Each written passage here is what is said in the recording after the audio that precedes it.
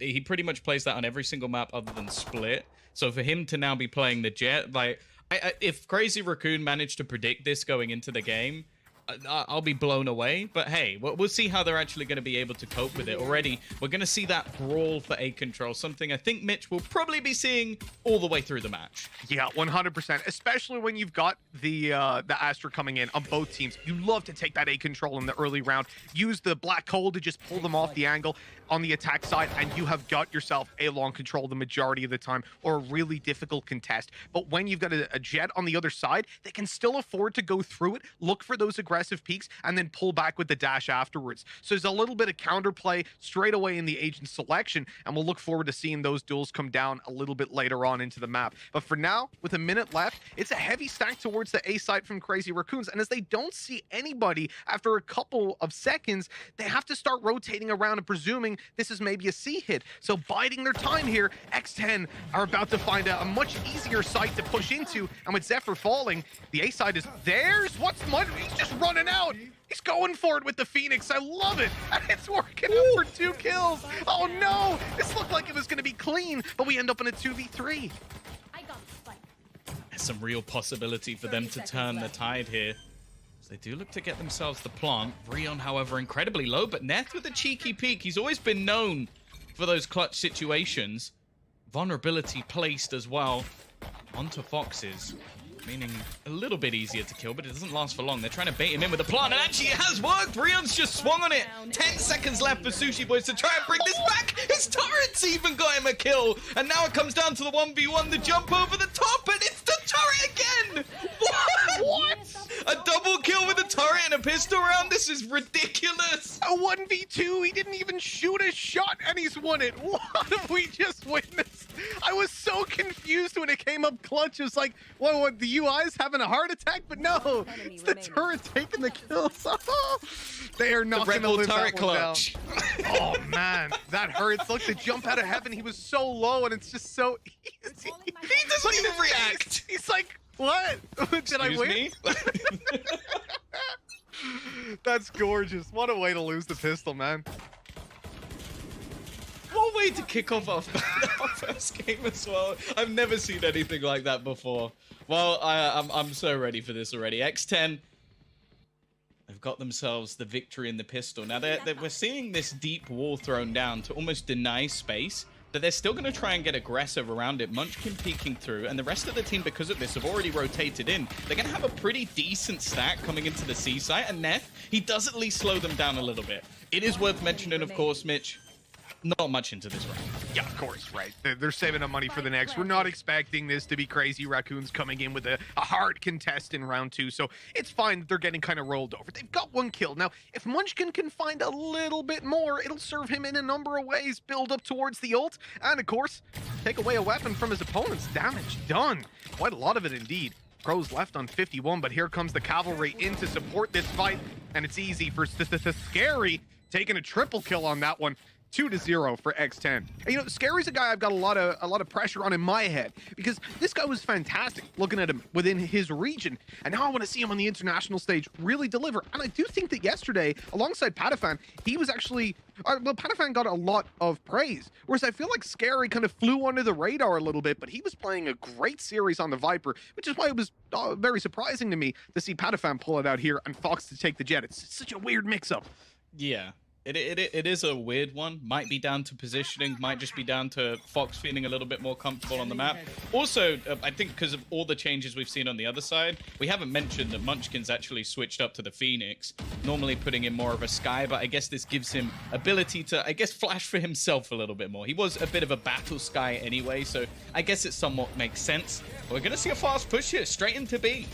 Oh, yes, we are. Fox, though, oh, he's vulnerable, and Munchkin's taking advantage, popping his head straight away. Medusa in through the smoke for another. Crazy Racoons are not letting go of this B side. The crossfires are strong, but Scary, even with the Spectre's able to get a double. Patafan in with another, and we're tied up. This is a bonus round for X10, and they're making it look very, very good. Patafan caught in the corner. They know that he's here. They've tagged him up. They're reconning him, and this round is over and done with.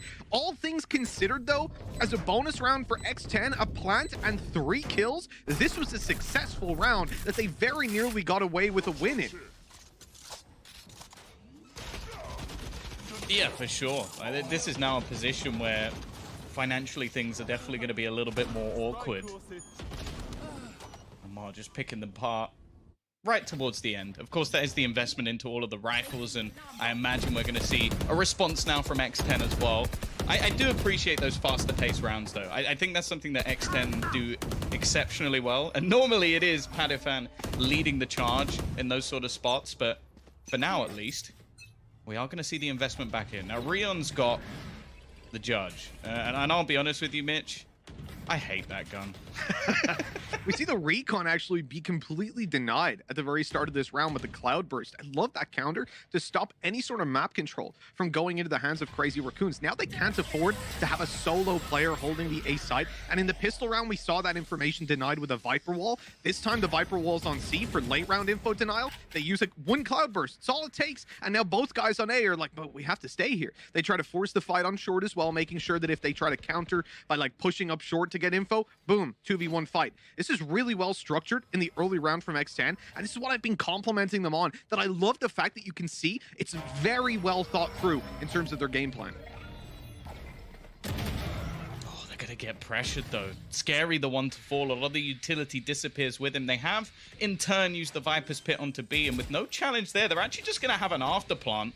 Of course, it's going to be made that little bit tougher by the fact that they have lost their utility man, and Munchkin is already going to be finding a trade. Neff with another. That is actually Panipan gone, so as well as his utility will fall. And now it's left all onto Foxes, and he doesn't spot the flank of Rio coming in with that disgusting shotgun. I love it as well. Such a fitting way to end the round, Tom. You started by talking about it, and we finished by talking about it as well, as it gets that free upgrade as well, you know? And that sort of discount. So the judge is a powerful weapon, obviously, but it's also a cheap one. And so when you lose 2 players, but you manage to save one of their weapons, it actually ends up that you've really only lost 1.5 at most with the armor reinvestment. So it's a great weapon to have that little bit of bonus econ to play throughout the game with. And obviously for holding inside a garage, for example, it's almost a better weapon than the Phantom at times. You can do a whole lot with it. I also love the skins in the UI, man. It's really nice. That's the bit you're happy about. That's number one. I like all the utility changes. That's the big one for me on the map. The fact that now when you see stars placed, when you get these Astra versus Astra, you're not just putting your hands on your head and almost crying for mercy to try and work out whose is whose. But again, we're going to see all this clearing utility. There's something I've always liked from the Sky, the ability to try and spot all those early angles. Zephyr, though, is quite happy to just chill here. He's got his knives popped, the right click, almost going to insta-kill anyone that passes. And again, early presence into A is something that we're going to see throughout the whole match. Both teams wanting to try and garner this full control. Yeah, and because Crazy Racoons haven't really pressured it, X10 want to go up and take that free space, but they run right into a player. Now the Seekers reveal a player on the right, and Zephyr somehow gets away with a kill despite the whiff, but the trade is back immediately, and we end up in a 3v3. Rotations already have come in towards this A side, and X10 know it. They don't rotate because they can't. Scary's stuck in a corner with a spike, but they will slow the pace. They'll make Crazy Racoons concerned that perhaps this is a play towards the C side, perhaps this is a rotation, and when they push this side, there will only be one player who can contest them, especially with the Cosmic Divide and the Viper Wall. It's Munchkin in the corner, and he is dealt with right away. Now the plant is pretty much theirs, especially with lockdown coming into play from the defenders. Oh, he's trapped him! And I think he's going to be stuck by it. That's beautiful. The suck coming in to completely keep them in position, but they can't afford. There's 2 players who aren't detained. They can't just run forward and look for these duels, and instead, utility's just buying so much time. Now all of the ultimate is just negated, and it's a 1 versus 3 that is, well, virtually unwinnable for Neth. Really well recovered by X10 to start that out. I love those sort of slowdowns in the middle of the round. I think the main criticism I had for them yesterday, they were excellent at finding opening picks, early round picks, especially when we looked at Icebox. They were going up versus Vikings quite regularly, but their mid rounds almost seemed panicked and rushed. There would be re-aggression. There would be mistakes that were made that would give Vikings a way back into the round. This was anything but that. It was clinical. They made sure that they had everything set up. They cleared the site before everything was done, got the afterplant, and okay, sure, it was a nice counter with the gravity well to keep one player retained. But after that, they managed to close out the round quite comfortably. If that was a 2v2, that gravity well probably won them the round. But because there's just those extra players, you can't afford to just W key down and hope you get the kill, because there's probably going to be one guy with him. There wasn't, but there probably is. And you would just be throwing away your chances. And the way things go. I have to say, 3-2.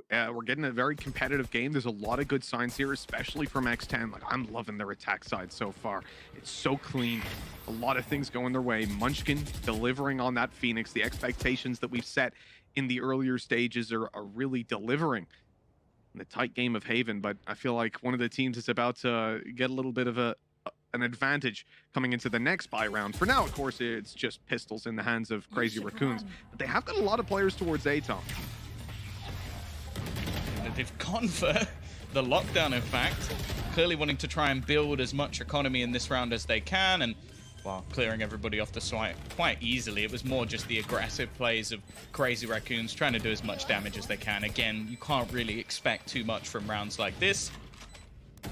All they can really hope for, maybe a kill or two, maybe an ult all burned. That would be nice, but chances are they're going to get away with nothing. Yeah, we saw some early impact before from these pistols, but this time around it's not really going to go their way, and it's fine. You brush these rounds off, but at the end of the day, this means X10 have built up quite a bit of credits now, and coming into this buy round, it's very important for Crazy Racoons to get on the board and do it relatively convincingly, because yeah, as we see, that was a Prime Gaming flawless round from X10. Yeah, the best you can get. I think for them especially, after what was some, as said, shakier rounds that ended up slipping away from them in the previous series that could have really made the difference of even just taking a map off one of the teams that we expect to be like a challenger for the title. Now, though, it's going to be a little bit more aggressive. We haven't seen too much from Munchkin just yet. The run it back, I think, is going to be a huge part of his play when he's able to get it in check. We're seeing all of this deep utility thrown. Like, this is being conquered quite regularly now by X10, and I almost want to see just Munchkin let off the leash, maybe set up a little bit more to try and find some of those openers, because we know he has the ability. We've seen it already over the last couple of days. That's a lot of utility, man. A lot of utility. Use the double snake bite to clear the right corner. I mean, they must have been so sure that there was not only a player, but not a jet, you know, in that corner. And they're still clearing it. Like, you can just put down a guiding light, right? Put it in the corner there if it doesn't see anyone, you're clear. I like the dash. I like the play. Fox, he is here today. Crow's coming in with more. The flash is so good, but it only gets Munchkin one. And with that, Crazy Racoons around that they needed to win. They're now left into a situation where they have to save. We mentioned the economy is fantastic for X10, and losing one player here will make no difference to it. But for the defenders, these weapons are definitely going to be appreciated coming into the next round bye.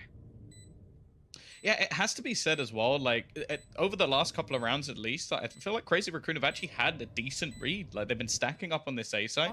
They've had, I think it was 3 players there ready for the push to come in, and they get 1 kill. Like, now I'm starting to question, like, okay, do you even have the correct setups? Because that was fairly basic from X10 on the take. Like, you have to dash through, the flash popped, and after that, it just seemed like they wiped down everybody who was remaining. So maybe a little bit of an adaptation need. That said, I'd quite like to see them take a little bit of map control, because for now, we're seeing these very, very passive holds, and especially with the composition that they currently have with these aggressive agents, with this Phoenix, with this Jet, I just don't think it's going to work out for them. And sure, they were a little bit more aggressive on the other side of the map with the Jet peeking out, but at this point, it needs to be more than that. Yeah, exactly. Like, when you're losing that much map control in the early rounds, as we've seen almost consistently now, and we've seen the adaptation, because Crazy Racoons wanted to play, okay, pistol round, you know that you're going to be up against gravity well and long, more than likely, but they have the Jet there to try and still contest for that control. Then they adapt to a more passive A play. That doesn't work out. And this time, even more so. It's the C site where they want to get that kind of early information, and they're playing back on side on A. Doesn't work out either. We need some serious adaptation coming out from Crazy Racoons, but it's also difficult because you look at what X10 just did. They double snake bit, I guess. Snake bited wouldn't be the right way. The right corner. Like, that's... You can't do anything unless it's your jet there. You're pretty much dead. You're vulnerable. You're losing HP. If you stay there, you run out, they're going to kill you. So actually contesting for that control, especially when there's an Astra there, imagine they double snake bite and then they gravity well on your exit. There's no way out. You're dead. So they'd have to assign their jet there.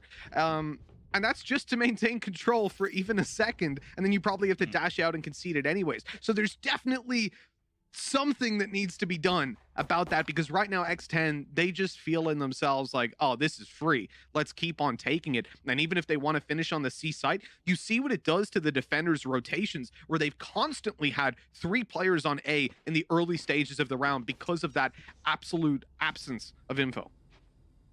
Yeah, I'd quite like to see them attempt some of the like cool different Astra combos we've seen with the gravity wells. Like I know they've got themselves the Sova on the other side. We've seen some shot dart combos. We've also seen quite regularly Molotov combos coming out from the hot hands on Phoenix, just to try and deny some of that early space, not allow them to go all the way in and like throw down that utility, pop out the snake bites, like just deny them even from getting the lobby control. I think that's something, if you watch, for example, version 1, they're exceptionally good at using the Viper. So we'll see what the change is going to be. They've actually placed the operator down there in the early stages of the round. So instead of having all these different setups, it's just going to be Zephyr go kill. But unfortunately for them, you have the time to talk things through. So do X10. They're going straight back to this mid take once more.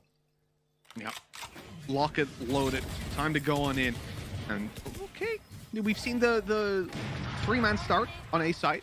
1 player in garage, 1 player C. So there's all that killjoy utility to stop a B push. Instead, they're going to redirect themselves, moving into C. This is where you've got to show up with that sheriff, and well, it ain't going too well. Rion and Neth straight out of this one, and the ranged fights, they are so heavily in favor of X10. The operator tries to bridge the gap, but with a missed shot, it might be time to bail out of there, especially because Zephyr doesn't have the dash. Maybe he tries to go for a peek on site and dash out of there, but when he doesn't have the dash in play, he's back to spawn. He's running away from there because you cannot afford to lose that weapon. Even if you got 3 kills at the state of the X10 economy right now, that would not be a good trade if you're Zephyr. So saving this weapon #1 priority, while Munchkin, he tries his best. I think the man could get 10 kills, and I don't think it would save him if he lost the operator. It really is a huge financial burden, and there's no way he gets out of it. Perfect positioning from Sushi Boys, and that's 6-2 now for X10. Now, of course, this is their map choice, but going into the next one, like, we know that they're actually pretty comfortable playing Icebox at the moment, and I don't know. I'm not feeling too good for Crazy Racoon right now. As said, still early. I think going onto that attacking side as well could make a fairly big difference, like when you do have the ability of Jet and Phoenix to get you those openers. But there's a hell of a lot of utility on the other side that is going to be used to deny them and make things very, very awkward, choke them out of a lot of these rounds. Again, though, it seems like they're going to try and rely on Zephyr to do a slightly better job of challenging for this A control, but it's very patient once again, Mitch, from the default coming out from X10. Yeah, it is. And this is the thing, we've seen them go for the more aggressive A plays like a number of times, almost in a row. And now they're going back to this Viper wall down, but we talked about the counter to this potentially being that push down short, and Zephyr has been uncontested on this for now at least. He destroys the Trailblazer, realizes it's time to run away because he was likely to get hit with a stun or a gravity well and challenged by 2 or 3 players. So now that control is conceded, they at least have to pay for it. They use up an Astra Star as well as a Trailblazer. It's not amazing, but it's something. It's definitely better than what we've seen in the past. Although the drone going down gets the information on 1 player, it's not really that valuable at this moment in time. Anybody could have guessed there's someone around short. The question is, are they looking to push it? And with no information on C or Garage or B, like aggressive, I mean, outside of the part of the map that's theirs from the start of the round, this is going to be pretty tough to get those rotations in on time. Again, we've talked about these 3-man A stacks, but they haven't really done anything for Crazy Raccoons so far. 30 seconds left. Push coming in. Zephyr in a good position. The dart's actually perfectly placed. They use it as a direct counter to try and hold that player back. Munchin catches one, but Medusa just goes running in. And now Cruz has found another onto Zephyr. It started off so strong, but they just get too aggressive. Make a silly mistake, and that's going to be enough. The spike planted, one player left. Neff, as said, I think he's excellent in a lot of these clutch situations, but a 1v4 pushing back into the A site, I don't think he's that good. They just got a free kill. They didn't even mean to kill the guy in the corner. I think it was Medusa, because the Munchkin ulted, ran at them, right? He's in the cloudburst, so they spray into it. They destroy his ult, and the next bullet headshots his teammate who was right behind him. And he had actually ran into his path, you know? And that guy's in the corner. He's sneaky. He's like, I'm going to catch them on a sideline whenever they come out from the choke point. And then his Phoenix just runs right in front of him like, hey, shoot at me, shoot at me. That's so unfortunate.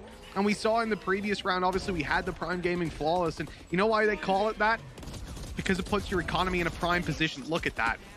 That's just sickening. Maybe he had an iota that the player was in the corner because he did adjust through the smoke. Another, like, it's just sickening for X10. And it's one of those rounds that you pull these out every now and then, but at this stage of the game, in the context of where we are right now, that pretty much says it all. This is a very deflating situation to be in if you're Crazy Raccoons. I think it's worth noting as well that the flashbangs coming out from Cruz just seemed to be so spot on, because there were so many players that were just completely blind in that moment, had no idea where to look, where to go. He was one of the players the desk highlighted need to have a better performance, and looks like that's the case. Now, a slight adaptation here with a push down C long. It's not been something that's pressured too regularly. Of course, I think if he goes much further, he will meet one of the players from X10 once more. But that's a very good start. A weapon retrieve from Munchkin. He's a player we know. Well, he's the highlighted player again for a lot of the people on the desk. But they need something here. 7-2 down. Yeah, no, they need something. And at the moment, at least, it started out well. And now they're coming in the form of Crows falling. Okay. It's something to play with here for Crazy Raccoons.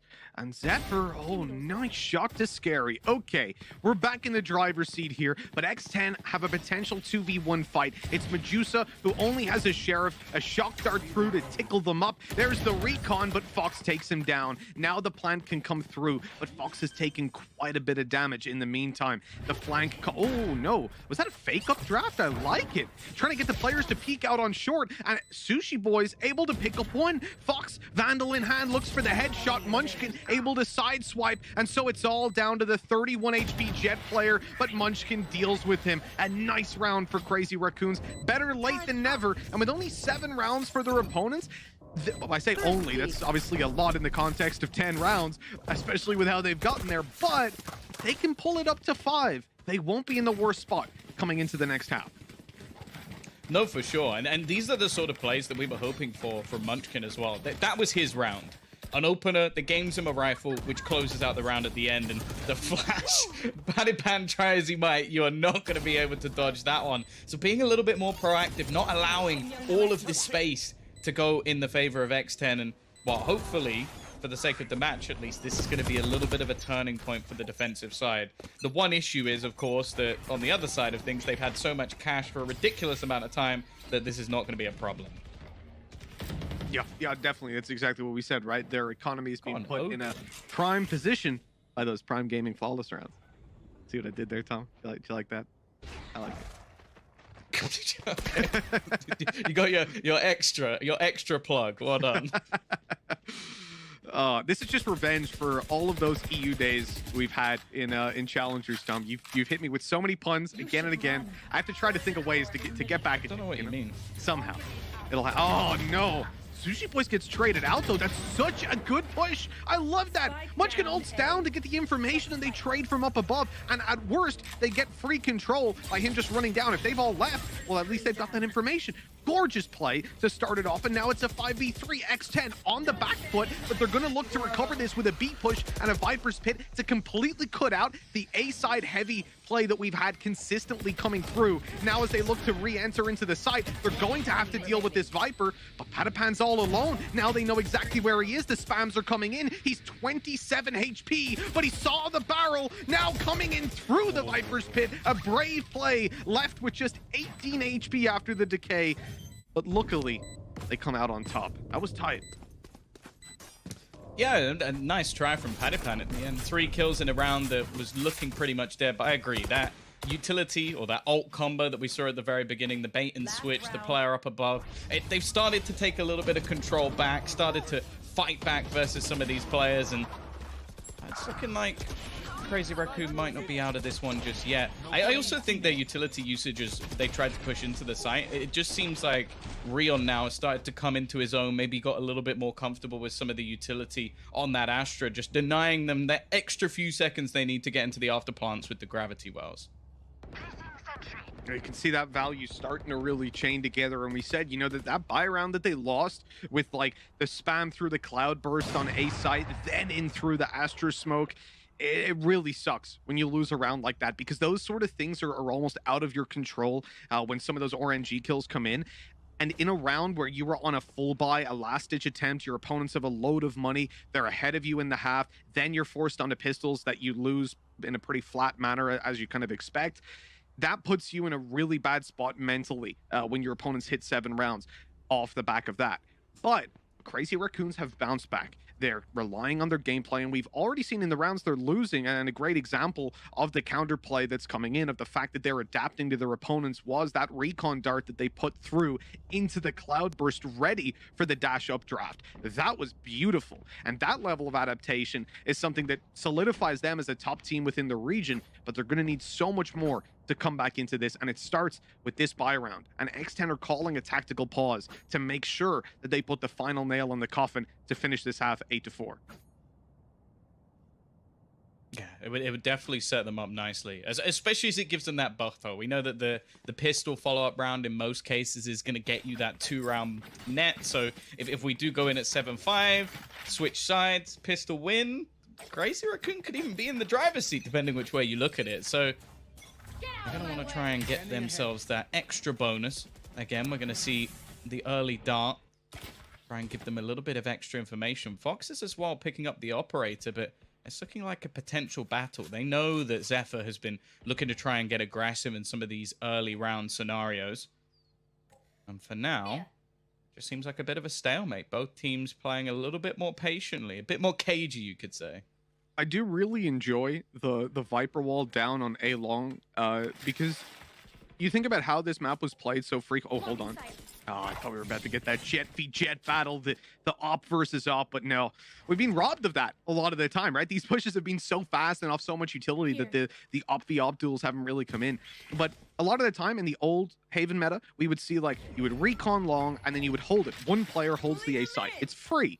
But then we saw the Cloudburst adaptation, and now with Viper taking a better position in the meta, the wall down means that once you activate that, the guy can't hold A long. And unless you're going to contest it from short, which is very aggressive, you're losing the control at the start of the round. It's really nice. I love that spam from Neth to destroy the Seekers coming for him, and Zephyr picks up Crows. That's a great start to the round, but he's kind of isolated on the site, still with a dash to play with. That gets pulled out very early on. Cloudburst into a shorty for the close range duel, and that pays off. Oh my God, Zephyr, what a round. Not an adaptation we see all too often, and Patapan, he's left alone and shock darted to death. What a great recovery by Crazy Racoons in this half. Yeah, I remember being in the green room yesterday, chatting away while the match was on, and Golden Boy saying, "You've got to buff the shorty." I don't know. I think Zephyr's still got it down to a T. His positioning able to make it work, and that was what this round was basically about. Him staying alive in pretty awkward positions, because they actually put a grav well on him to try and hold him back from retreating out of that spot. And I'm sure Sushi Boy is not going to be too happy about that one, but a real recovery there. Like, it was looking like a really rough half, 7-2 down, a resurgence coming back in from Crazy Racoon, and hey, Mitch, game on. The adaptation as well, because long is blocked off, you have this comfort level where after that first shot is fired down into garage, he's actually comfortable enough to not dash out of position and instead to just cross traditionally until he takes another fight, getting him that one extra op shot. Now, it didn't connect a kill, but he could take the risk and potentially put his team in an even better spot before he went to the shorty play.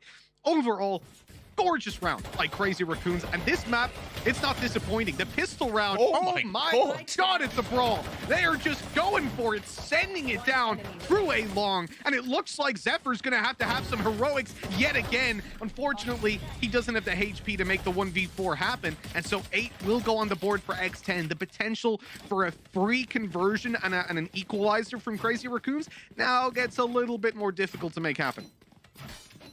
Yeah, I think the plan there was actually for that to be a pinch with the players coming through mid as well and catching them off guard. They just killed everyone before the pinch even got there, just destroyed them on the push. Also had the extra denial of using those snake bites, not so much for the later round retakes, but to actually just take away that space altogether, not allow them to really find anything in the early stages of the round. So solid stuff from X10. I'm surprised to say that I'm actually really enjoying Padipan on Viper, which I thought was something, considering so far we've seen him play Sage as anything but a Sage, like just using the walls to boost himself up and get aggressive, and he's normally a Jet player. To now see him completely switch up and still make it look good, you know, I think we're going to be seeing this guy for a long, long time. Yeah, we talk about this man's skill, and it's just good to see that extra level of depth being applied to not just his agent pool, but his playstyle, because it's very different playing the Viper. Now, Crows is in danger. This guy, I mentioned on the desk, maybe didn't perform to the highest standard in the games that they had the other day. This time, well, he's not going to be risking anything. He's just pulling back to the side, allowing his teammates to rotate in, and if they were to just blitz down with their classics, well, they're welcome to. They'd run into a stack. But this is where it gets a bit more difficult, because at this stage of the round, you're not going to want to push up. You don't want to offer up, like, because you know that it's a pack mentality when they've got classics. So if you push up Garage or Long and they happen to have rotated, you're dead. But because they've stacked A, they have to play very passive now on the B and C sites, which gives a lot of space to this team of Crazy Raccoons to just push on through. And yes, they're delayed slightly by the Astra utility, but they still get onto C site with just one player defending it. That player is absolutely mowing them down, though. So not even a plant will be possible with the spike dropped in the open. And now they just clean this one up. Not even a player lost. Another Prime Gaming flawless round coming through. I feel like that's where you're probably going to get the majority of them, though. Like those second round purchases of very, very little coming up from the side that didn't manage to win themselves the pistols. So, but good work nonetheless. Like, these are the sort of all right. Are you kidding? Okay. He didn't even see them. No. Just timing shots. That's what spray control gets you. Even he's like, yeah, come on. But, you know, 9 to 5, you get that flawless round. It's huge because now you're able to come in and play a bonus. A hard commit to a bonus. In fact, go even further than that, and they're investing up a little bit. They've got so many credits. So 3 Spectres, a Vandal, and an Operator to play with. This is a pretty good buy, all things considered, and they've still got credits in the tank if they need to play, if they lose this round, for example, because it's definitely not favorable towards them. But they're putting up a really, really good chance for themselves to win a round at very low cost.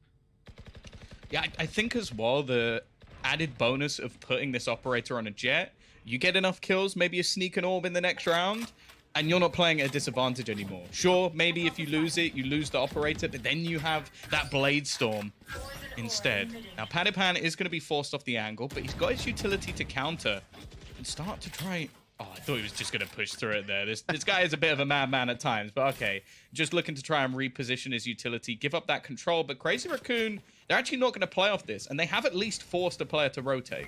Oh, Sushi, come on, man. This time you can at least see them swinging out for more, and he's going to just back off. Great opening duel, and then in comes the Operator, but Fox misses the shot, receives a lot of damage. Sushi up close, able to deal a lot to Munchkin. He's now super low HP, and the Operator cleans him up from the high ground. The swing by Scary, and that's exactly why he's called that. A 2 versus 1, Rion comes to site with 10 seconds left. No info really, and now no health to play with. A flank underway. This one is done and dusted, and you see it there with Scary on a triple kill yet again.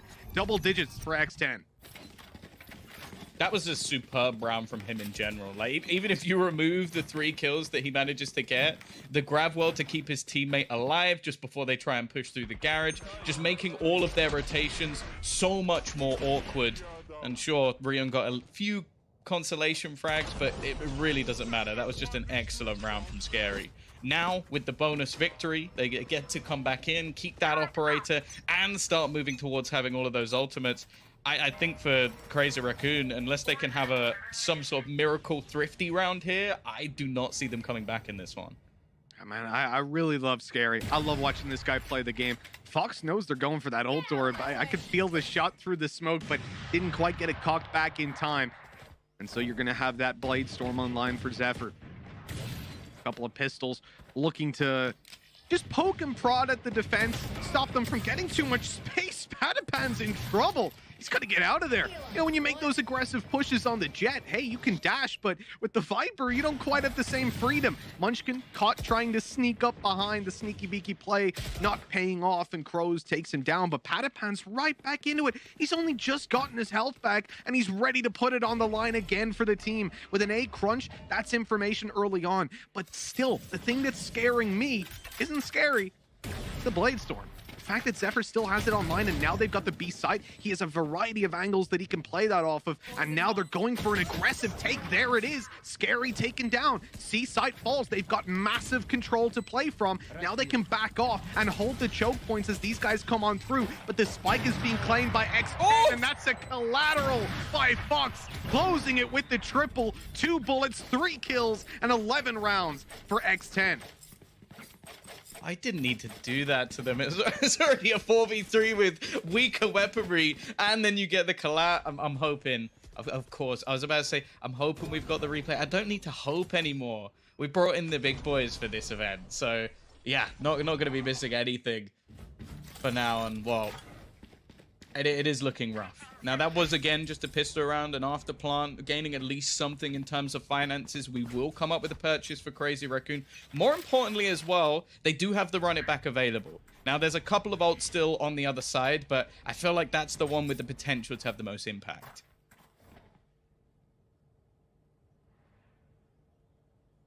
This is going to be so important for Crazy Racoons, and you can see that they can feel the pressure. They're playing it so slow. Zephyr wanted that little peek, and he's lucky to get away with his life the way Fox has been playing this operator so far. Coming out for a little bit more off the Trailblazer, and here we go. The shot connects. Zephyr got away with it once, but he tempted fate too many times. But it looks like Crazy Racoons are thinking, hey, let's just go for this A site. Let's go into that operator again. How good can Fox possibly be? But eventually they decide, maybe pretty good. Let's go elsewhere. And it's good because they've actually dragged a heavy rotation to A site, something that Crazy Racoons were the victims of again and again. Now they find it much easier to take C.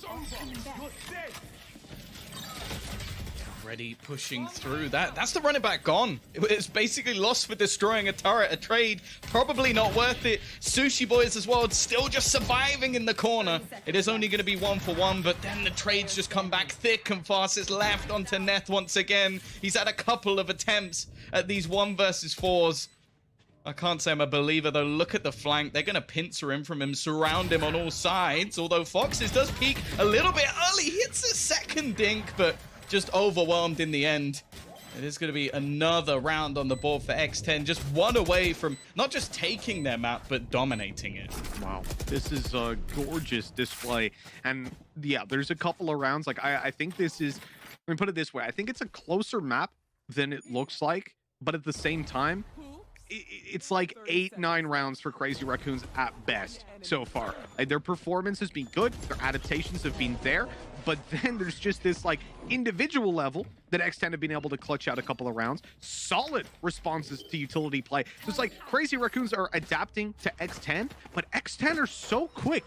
You see it when they come out on stage, right? They're dancing around. They're jumping through smoke, you know, they're feeling it. And it's paying off for them, man. The fact that they're able to so quickly, they're like water, adapt to whatever situation they're put in. Well, Crazy Racoons just can't keep up. At least not on Haven. No, I definitely have some hopes for Icebox, but for now at least, this is looking like X10 have got their number. The Thai team Oh, Dominating him. Fox is he's caught a little bit there. He knows there's somebody waiting around that corner. Just gonna keep the angle held, even elevating himself a little bit.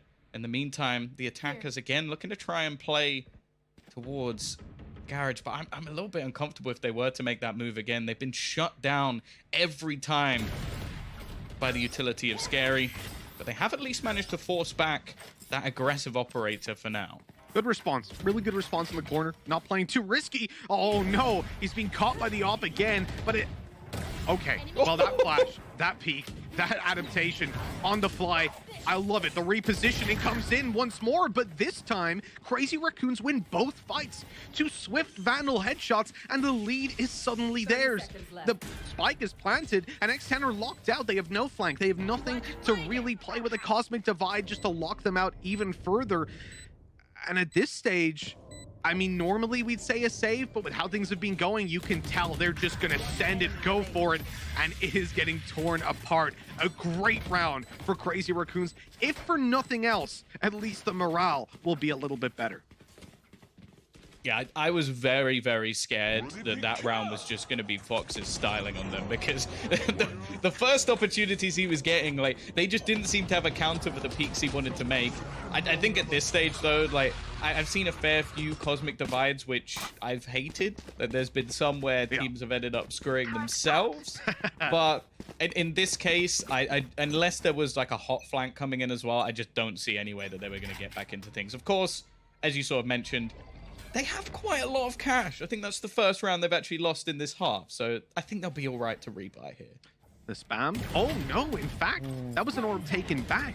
So Fox had an opportunity, and here's what I'm talking about with still controlling your A-long area, but having a jet do it. When you're up against an Astra, it's essential, because once that gravity well comes in, you are trapped. They will run you down. But the reason that Crazy Raccoons don't do that is because they see, oh, well, it's a jet. So she's going to just dash out of there. But the pressure applied gives A-long control to the attackers. Now they have much more to play with. That Cloudburst should bait someone into peeking the majority of the time, or at least into using some info gathering utility. And I think we just saw a flash popped out to ensure there's no one there. Now, though, they still have 3 players on A. This is a very slow rotate by X10. Great information play in the early stages of map seizure from Crazy Raccoons. The only problem is Patapan's now pushing up behind. He has an early flank.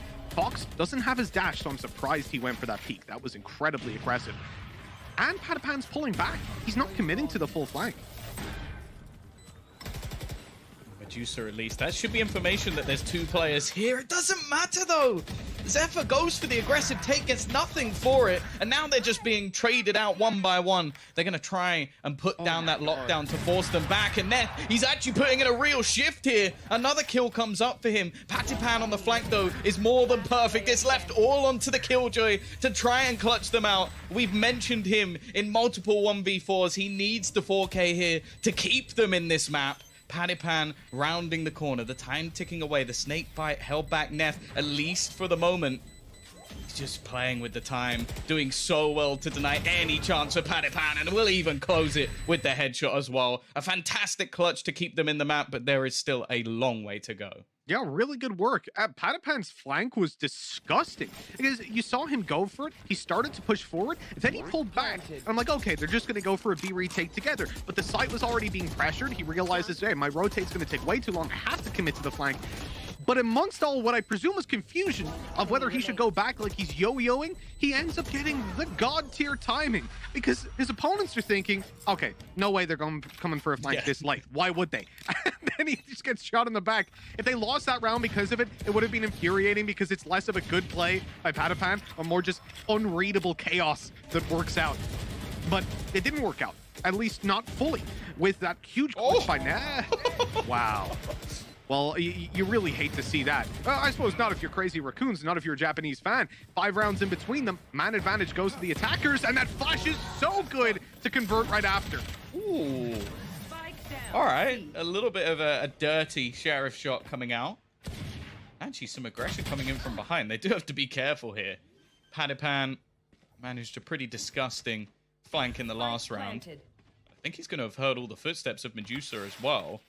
The alarm bot not going to be doing anything here. Neth has already fallen. but they are going to be watching for him. There's no way Padipan gets anything. Or there shouldn't be. There are 2 players watching this angle. Somehow he manages to swing both and not take any damage or much damage at all. But they're just going to try and hold him out. And maybe for him, it might just be an idea to try and get rid of some of their weaponry. He's done that well. I don't know how he got away with that much. The damage he did tickling them up, surviving out there, and then even grabbing a kill. Disgusting work. But nonetheless, it will be around for Crazy Racoons, and we talked about X10's economy, and it was looking very, very good in the previous half. But this time around, not so much. Obviously, they've got this Phantom saved over. They'll be able to invest around it if they want to, and I think, you know, that round is one that you don't necessarily expect for X10 to win. But the manner in which they lost some of these opening duels, like these 2 in particular, were devastating, really, because they had the right idea. The garage control was being pressured for. They wanted to pincer off those close-range duels and make use of their weaker weapons, and instead they just got shredded. But they still have a 4-round lead. Crazy Racoons have the pressure applied to them. They can't make a single mistake from this point forward. Yeah, it would need to be 7 rounds in a row total. Zephyr is just going to have to hold on to the corner for a second, but there's no capitalization off of that. The taps through smoke from Crows, not really going to find anything, and they're just picking up the pace. This looks like a fast take into A, Mitch. It does indeed. Munchkin's already sending it in, getting the information, but Padipan keeps on going straight through his own orb to look for those duels. He goes back and catches them by surprise. And classic out for 3. He's on the backside and eventually taken down. But it's a 2v2 now. This is a winnable situation. The armor stripped from Munchkin after his ultimate was just completely thrown away. Grabbed information that nothing was capitalized on, and the ultimates, oh, they are here to play with. We've also got a Cosmic Divide that can be used to block out long and potentially get them at least a start on the defuse and force out some early plays. But that is such a good peek by Munchkin. He's going to be in trouble. Detained on the backside, and that is a free kill. But left down to the 1v1, considering the situation, that is very strong. Scary taps it. Player comes out, and the shot connects for Rion. The Battle of the Astras goes to Crazy Racoons this time around, and they pull it to within 3. This gap closing in. X10, they might finally be feeling that pressure. They committed a lot. That was a great round for Padipan. They used a lot of really impactful ultimates as well to try and pull this round off. And yet, even despite everything that happened in the early stages, they lose the round.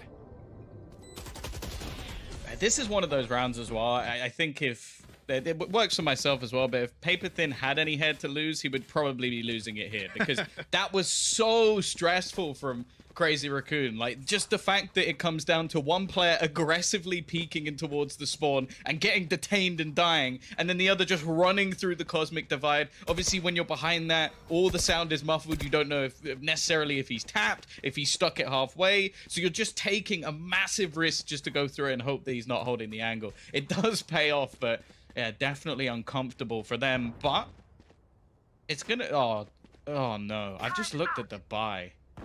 Why, like, after saying I hate this gun, why has this happened? Why was...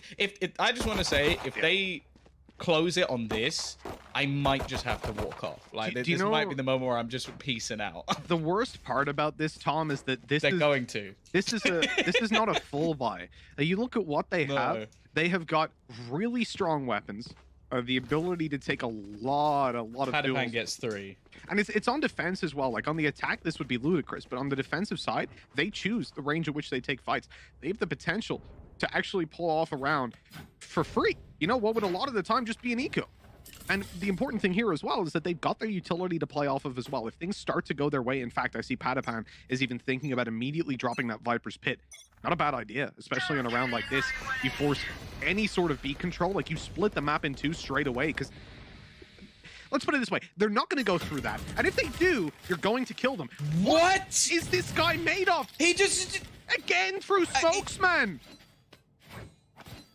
I can't believe that. He's just pre-fired the orb. Yeah, but look, Rion's 58 HP as well. He shredded them. Oh, man. Oh, no.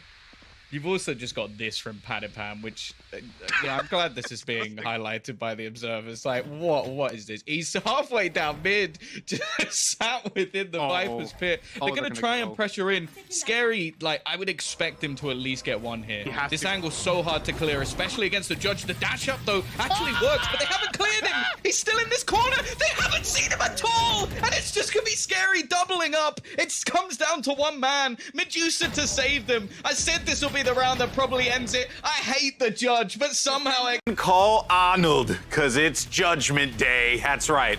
I went there. Welcome back, everyone, to the studio. Golden Boy here alongside my analysts as we break down that game. I mean, that was Potter, that was just ridiculous. What a way to close out the game, right?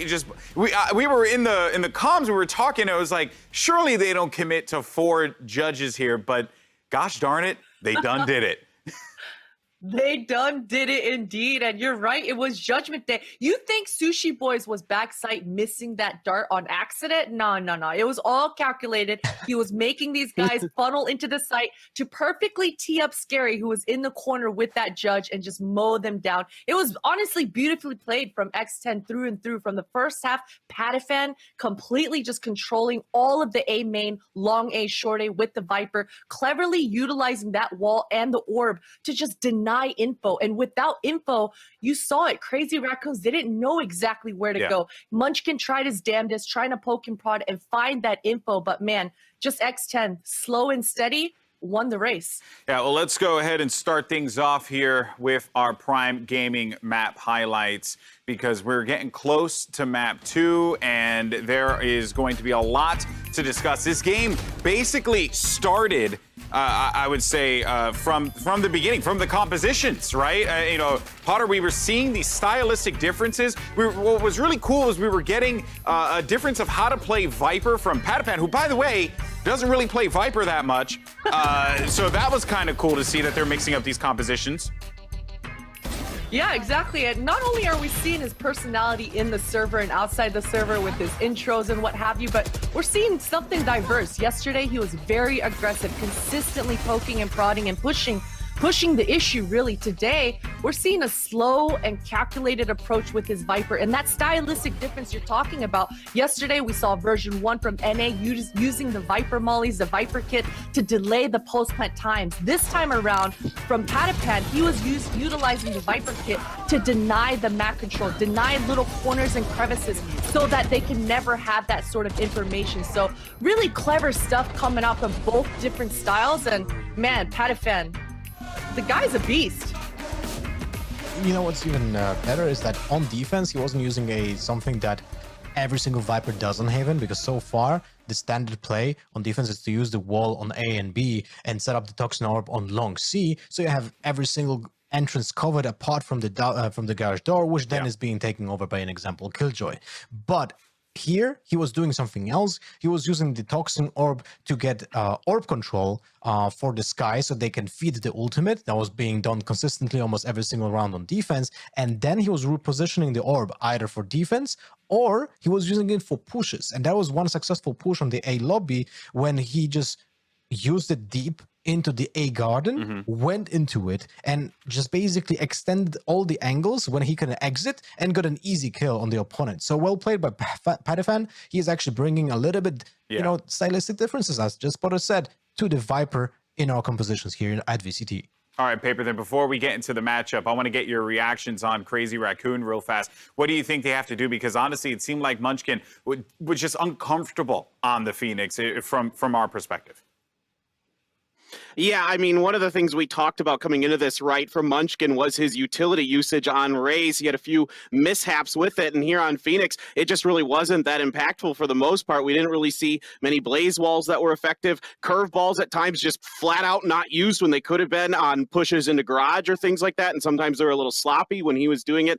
His run-it-backs were rarely effective at all, and I was kind of curious to see how this would pan out. I thought run-it-backs might be a decent kind of counter to the Viper pit, but it was just never really able to be used in any of effective manner for him. So that I was pretty surprised to see him go on Phoenix for this. He's only used Phoenix once in the last 60 days. In fact, the last 90 days. So this is something that was, a bit of a curveball, like, you know, literally here for him. But it just wasn't effective. I mean, what could he say? He wasn't able to get it done. Yeah, you'd like to see the curveballs go the way of Munchkin, talking about, the ability because he's using Phoenix.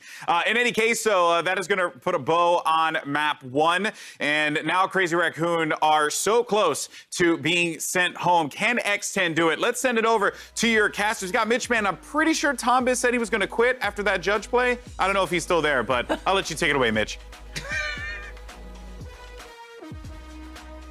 All by my lonesome. Tom is out of the building. He's left. He's gone home. Really didn't like that judge play, did you, Tom? No, this is Tom Bizzle. Tom Biz has actually left. So, no. It's clearly my alter ego. I actually love judges, It's such a well-balanced and I can't even carry it on.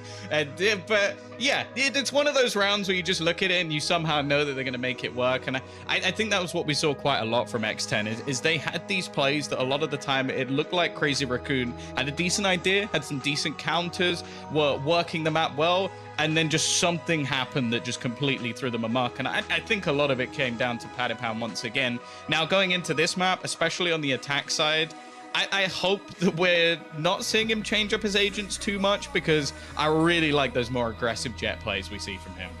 Yeah, for sure. And I think that's been a staple of the Icebox play in general. But after the big shift that we've seen on Haven, I'm expecting that there will be some changes. The Cypher over the Killjoy could definitely remain. But even we have the question of, do they pull out a Sage? That could see a bit of a shift up in how they want to approach this map. There's so many different directions that they can take it.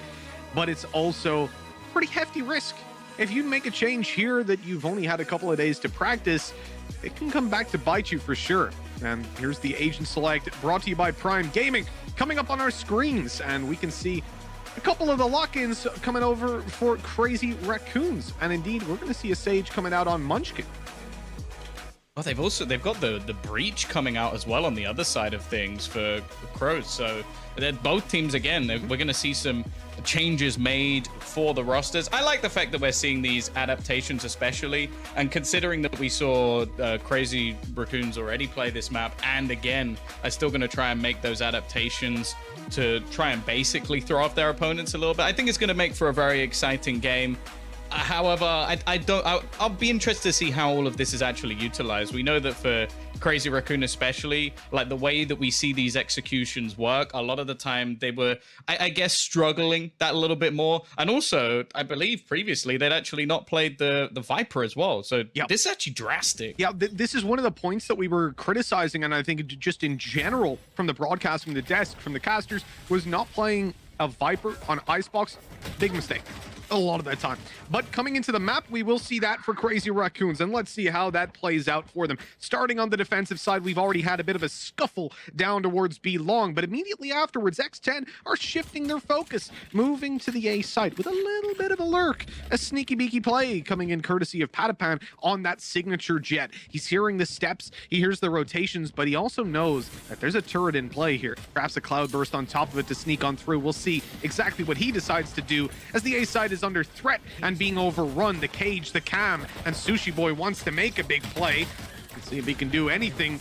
Oh, this is going to potentially be huge. I thought he was going through the cage off the cam, but no, instead he's going to tuck in because they've already got the opening duel.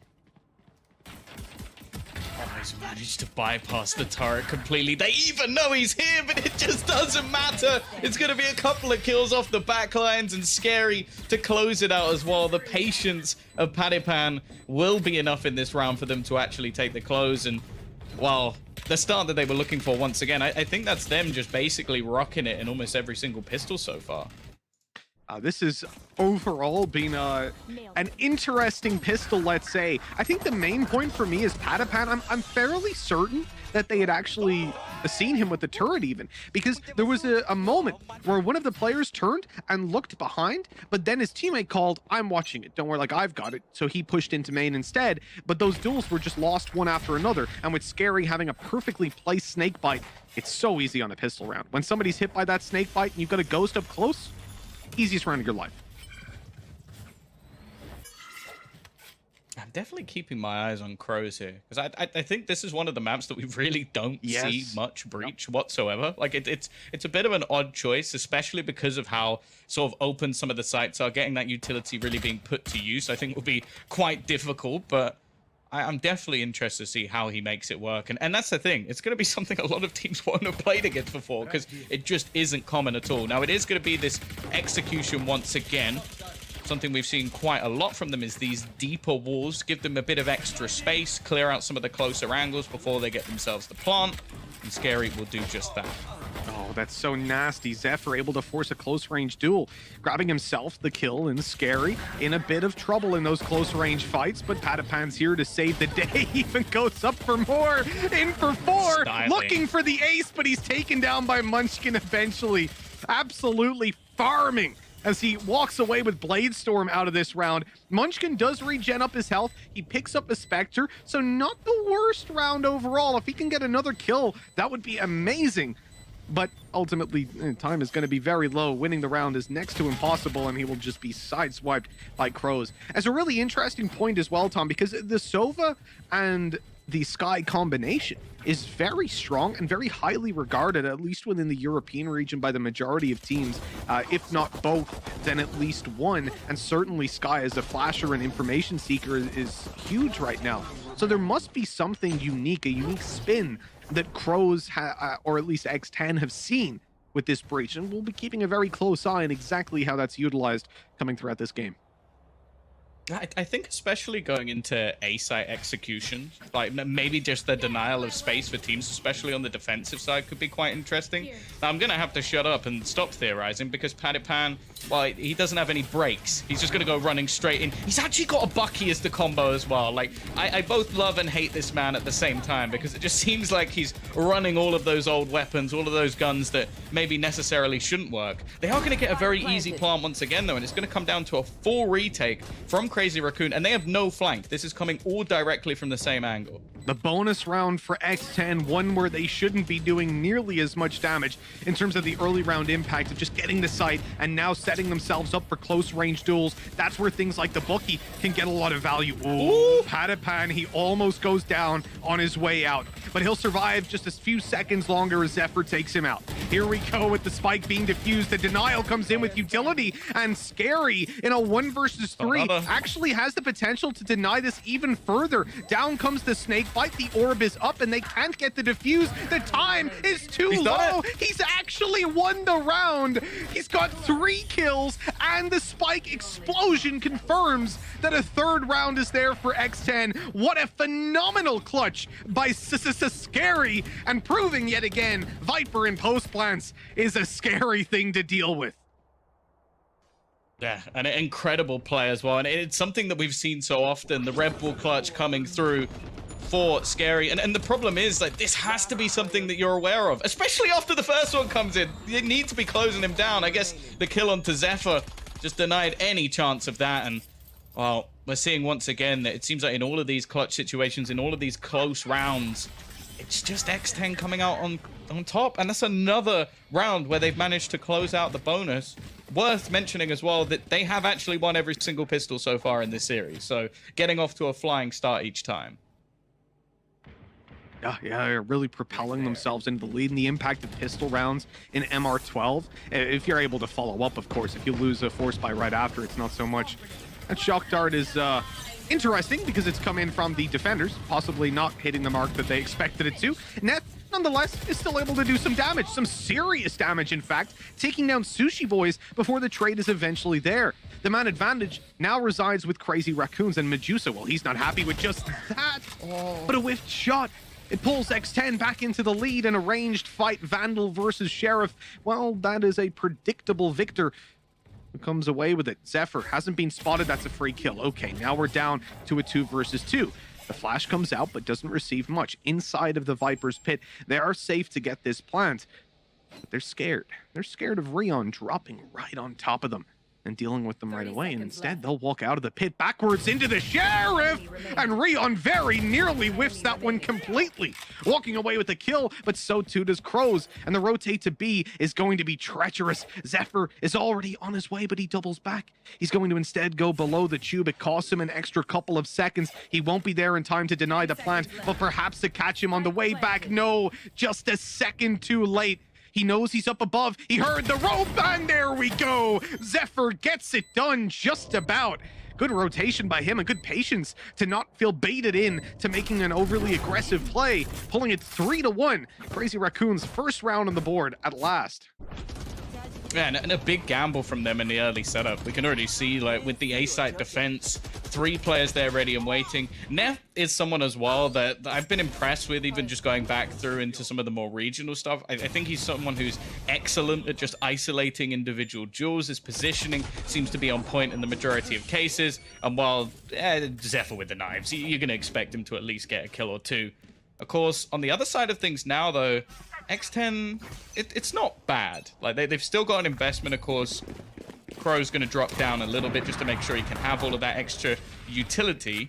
And they do have themselves the ultimate as well. So still a chance for them to try and steal this one back. I am looking at Zephyr, though, because what this man can do with the operator could be enough to shut this down. Oh, it definitely could be. We've seen it in the past. Starting it out, an operator shot rings through, but no kill on the board. Medusa forced into the open, now 27 HP, and they still check the corner despite the aftershock already clearing it. This is a little bit tough. Hadapan drops down from above again, an op shot ringing, but no connection. And I'm starting to get a little bit worried. It looks like Crazy Racoons will have to play a retake on this one, and if they push on through, Hadapan's position will almost certainly catch them off guard. Odd that he has a Guardian in this spot. But hey, if it works, it works. And let's see if it does. They're baiting it out. They suspect he could be close and now dealt with. The man advantage comes back to warp them for just a second. Oh my God, Crows. That was nasty with the headshots. And now they have the advantage. It looks like they have the round. Neth again needs a double. The first goes his way, but Scary saves the day. 4-1. Chaining rounds together seems impossible for Crazy Racoons. Yeah, this is just turning into an A-site simulator again. Something we saw in the very early days of this map is just teams just constantly pushing and pressuring. And to be honest, in most cases at the moment, we are seeing Crazy Racoon just crumble under this pressure. Now, I would say, Mitch, I do still expect both teams to pull off more rounds when it comes to that attacking side. So I'm not overly worried for them just yet, but there needs to be some sort of adaptation, some sort of resurgence, because even when they're putting 3 players there, they're still losing a lot of those battles. Yeah, that's very true. And that cannot be the case moving forward. I mean, you're going to walk away with a handful of rounds at best if things keep up the way that they are. And for X10, they're not looking for one weakness that they can exploit again and again. They don't want to make this easy for Crazy Racoons to adjust to. And so instead, they're going to move towards the B site. But remember, this is where there was a decent bit of impact with weaker weapons. We saw a couple of kills, most notably Zephyr down below in the tube. And X10, they've taken ranged fights. They've lost a player right away. And now they're stalling. They're slowing it down. They're looking to try and really make the range work for them. But so far, nothing's going their way. Crazy Racoons are avoiding making the same mistakes they did previously of just massively overextending into these unfavorable duels. And they've also got an awful lot of ultimates here. Lockdown, Hunter's Fury, Viper's Pit, even a Res if they need it. So this is a round that, sure, economically, they're not in a great spot. Not many credits. But they could still make things painful and maybe even steal it. Now, this fake has been sold fantastically well by Fox. There's absolutely no one on a gamble in the rotations from Crazy Racoon. Instead, they're going to have to face off against this after plant. Nice shot, though, from Rion. That's Scary gone. And now this becomes a real possibility as that after plant is nowhere near as strong. The only thing they have to deal with is going to be Sova. Now, there's definitely a possibility, Fox unable to connect it in the back lines, and here comes the Hunter's Fury, a free kill, but they know exactly what they're doing. Sticking it halfway, now it's time to get on it yet again, and it looks like it's theirs. Well handled by Crazy Racoons. They're not afraid to lose a weapon or two, to lose a player, as long as they win the round. And Neth, well, he even makes it more costly and hurt that little bit extra. taking down 4 players in the end, and X10, well, they won't be walking away with a smile on their face after that one. Yeah, I'm almost starting to wonder for Crazy Racoon, the same that we said on the last map, if they do need to start being a little bit more proactive, because that is twice now where we've seen them catch the rotations, get all of that earlier info, gamble into some of the sites, and just take some fairly big risks because they're playing with the pistols. And it works. Like, it works well. They win that round with very, very little invested. They actually only ended up using one of the ultimates that they had as well. So they still have a lot stacked up going forward into this one. Now, Zephyr, I think he might have heard my call a little bit. Looking to try and take some of that early control. Go for a bit of an early peek. But on the other side, it looks like a slow walk into B, and there's not really anybody spotting. Yeah, they're not going to make the same noise that they did previously, completely giving away the game plan, instead creeping up on Rion. It looks like he was asleep at the wheel. Patapan is the one to take him down with a wallbang headshot.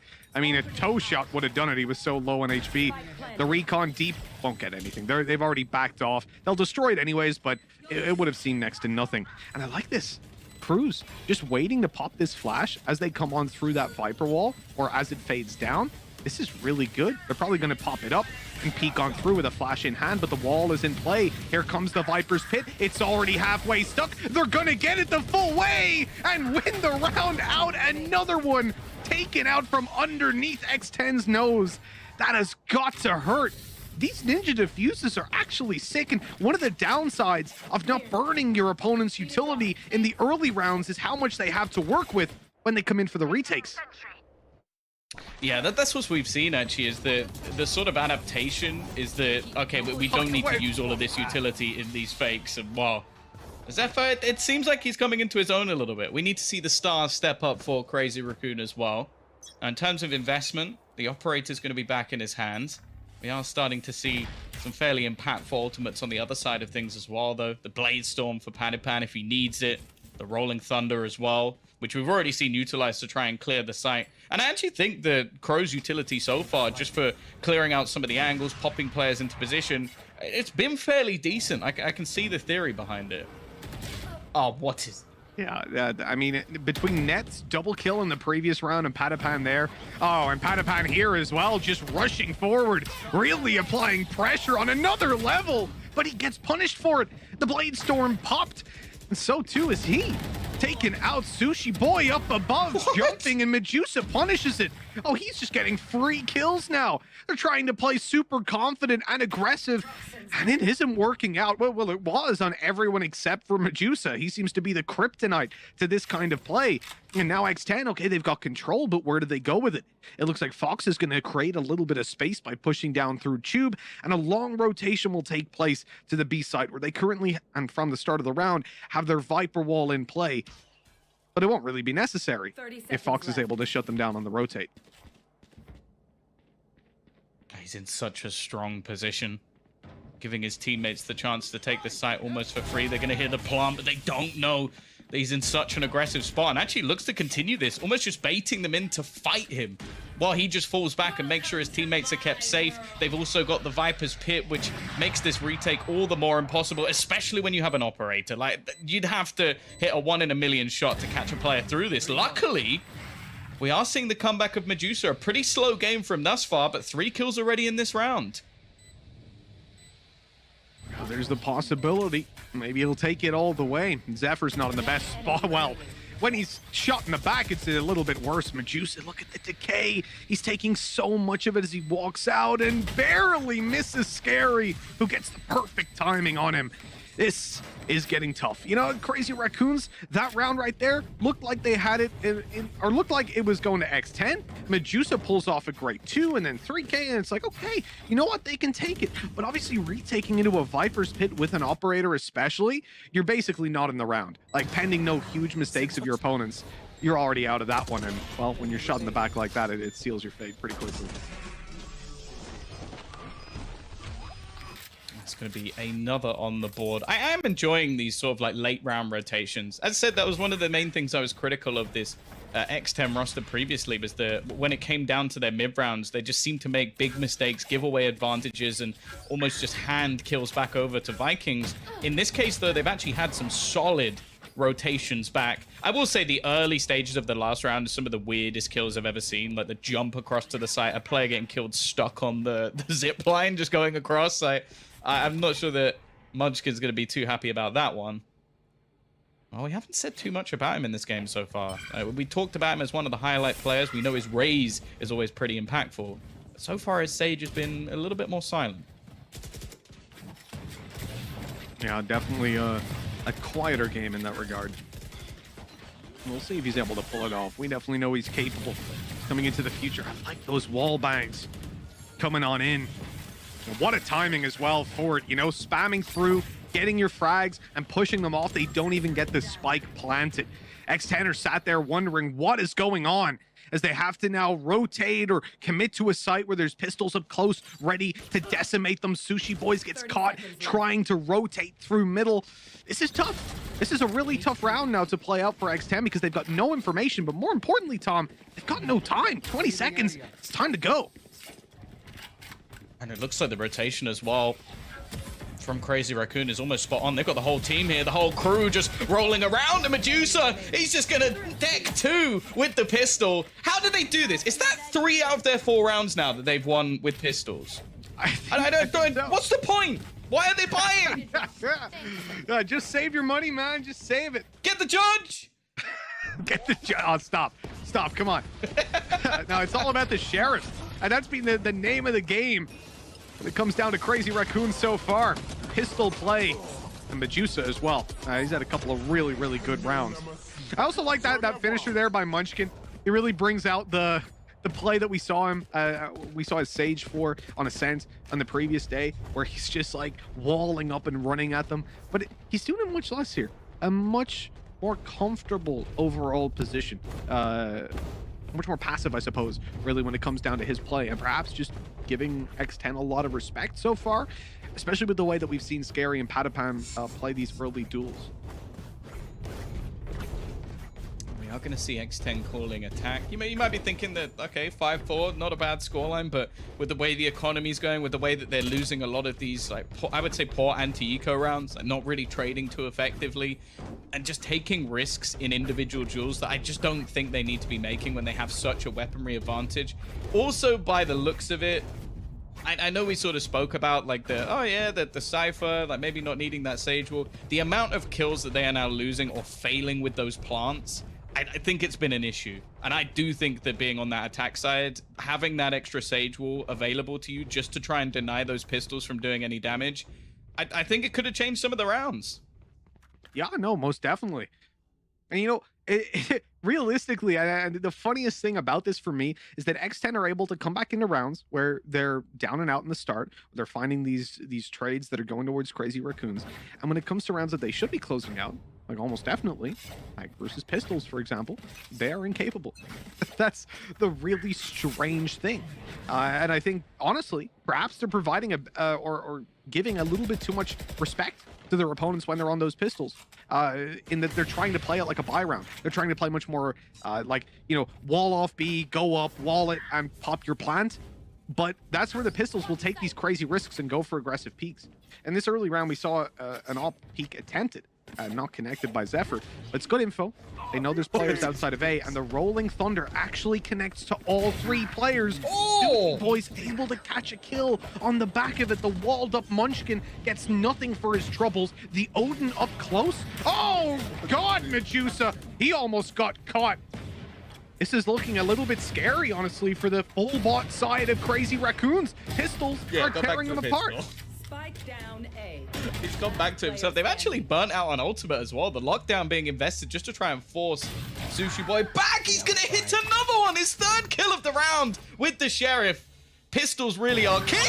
He's going to go for the 4th. This is unbelievable. Down to the 1 versus 1 for Sushi Boys. Looking to try and get an extra round, and he's so close. The snap not quite there. He hit him. What an attempt. He hit him. He put him down to 30 HP. Like, oh, that was disgusting. That was absolutely disgusting. Good use of the Rolling Thunder. We see that, you know, pulled out the early round. Catches Munchkin, who's up on top of his wall.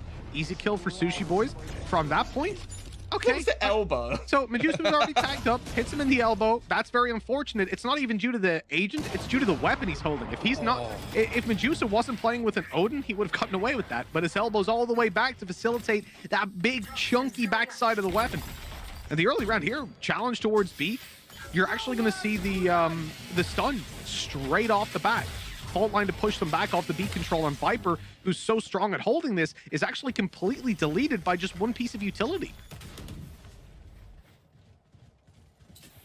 Again, we see a very early rotation coming in from Crazy Racoon. 3 players already here on the site. And Rion actually gets away with that, but there's a shock dart from Foxes. Trades back thick and fast into this 3v3 situation. Neth lurking around the edge. And actually, there's been a crosser path. That is the spike going round behind him. This is all going to come down to timing. And Crows, he's found the kill. Sushi Boy's up there behind him. It's left all onto Zephyr. Well, they know exactly where he is. The neural theft gives him away, and I don't think he's going to attempt this. I don't imagine so. That operator just a little bit too valuable coming into the final round of the half. And you can see that he's bailing. He's out of here. Understandably. This has been a very interesting game. I love the early peaks onto Rion. So we saw earlier, Patapan took a duel, finished Rion off with a Guardian, right? The wallbang headshot that he found. And we've seen that Recon consistently come in to reveal him on that back position. But the step-by-step stage of this round, X10, they used their stun. I think they used a flash as well, pushing Rion back to his secondary position, where they've already dealt with him a number of times. The same thing happens where Patapan crosses over yellow, pushes up to the opposite side of Snowman, and goes to take Rion down on the back side when he gets revealed. This time, Rion wins the duel, but there's a backup plan of a shock dart by Fox. And that's something that you've been referencing a lot, was the shock darts in particular that we would see in this matchup on Icebox, Tom. You were saying, at least off cam, that you were looking forward to a lot of what these teams can do with the Shockies. Well, yeah, no, I think as well that normally going on to the second half, Medusa is another player who has that. Now, he's had a bit of a rough game so far. I think on the defense as well, like, a lot of your shock darts are just going to be used to try and do some damage in the retakes or maybe a few early positions. But I'm loving all the utility they're using just to make every duel really awkward for Zephyr. I feel like he hasn't come into his own just yet, but there's a pick, giving them the man advantage back. Foxes is just running it, though. In fact, they've just running the gauntlet all the way. They've been spawning these early rotations, Mitch. And because of that, there's only one player defending. Was he spotted? Oh, well, definitely now. They're taking the duel. The shock dart to come on through, deal serious damage to Neth, and Sushi Boy's ready to take another. The plant coming in, but Medusa's sneaking around the backside. That player was so low. If it wasn't for that drone, he could have wallbanged. He could have gotten the kill. But instead, these players, 30 and 78 on Sushi and Fox, are able to play a post plant. They're able to go back nice and passive and hopefully close out this final round with the man advantage they have, running down the clock. Crazy Raccoons have a Hunter's Fury to play with, and they might try to deny some space using it. Medusa, though, straight away, shutting them down. Fox with one, and now the time is theirs. Surely, look at the sneaky play by Sushi. Boys, he's already around, but he gives away his position. There's time here for Medusa, but now it ticks away too far. It's done. It's dusted. Medusa, 4 kills, but no chance he gets that diffused. He's at least gonna flex on us at the end, earn a few style points and go down to the spike. But you know what? 7-5 half, and considering that Crazy Raccoons basically, what, did they get 1 buy round? Maybe 2 at a push? I think they've actually done all right here. So 7-5, especially now going on to that attacking side. And I still feel like most teams on this map are very uncomfortable with defending that A site. I'm still yet to see like a consistent way to defend it. For example, you look at Sentinels, obviously one of the teams looking to take the entire tournament. They basically just go, okay, we're going to put 10s there and we're going to put Shazam there. And they're going to kill everyone. And you know what? It's a pretty good strat. Like, those players playing unbelievably well so far in this tournament. But as an actual, like, setup, I've still not seen anything that massively impresses me. I can see that. You know, I think realistically, when it comes to Crazy Raccoons, with rifles in their hands on the attack side, I think they're going to be a whole lot more comfortable. I think they're going to look better. I hope so. But hey, Pistols have been their forte so far. They've got pistols to play with here. Moving in towards the B side on the pistol, it's going to be an easy plant. You're going to have that beautiful poison orb there to help out as well, and the sage wall blocking any spams from coming through. This is a pretty solid start. How do they handle it now that X10 mounts a retake? And looking to destroy the turret, but it's Zephyr to get the trade instead.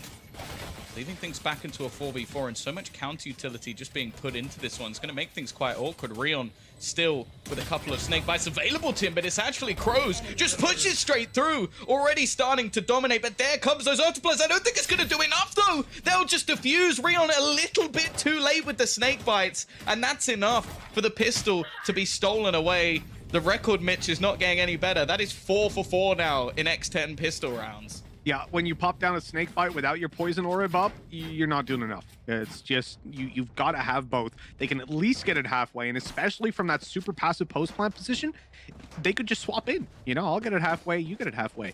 That's unfortunate to see it go that way, because for Crazy Raccoons, we mentioned they lost the pistol round. They lost the majority of buy rounds. They still ended up 7-5. If they win this pistol here, they would have looked fantastic. But now they're left down to an eco. But based on the track record, they're going to win this one, Tom.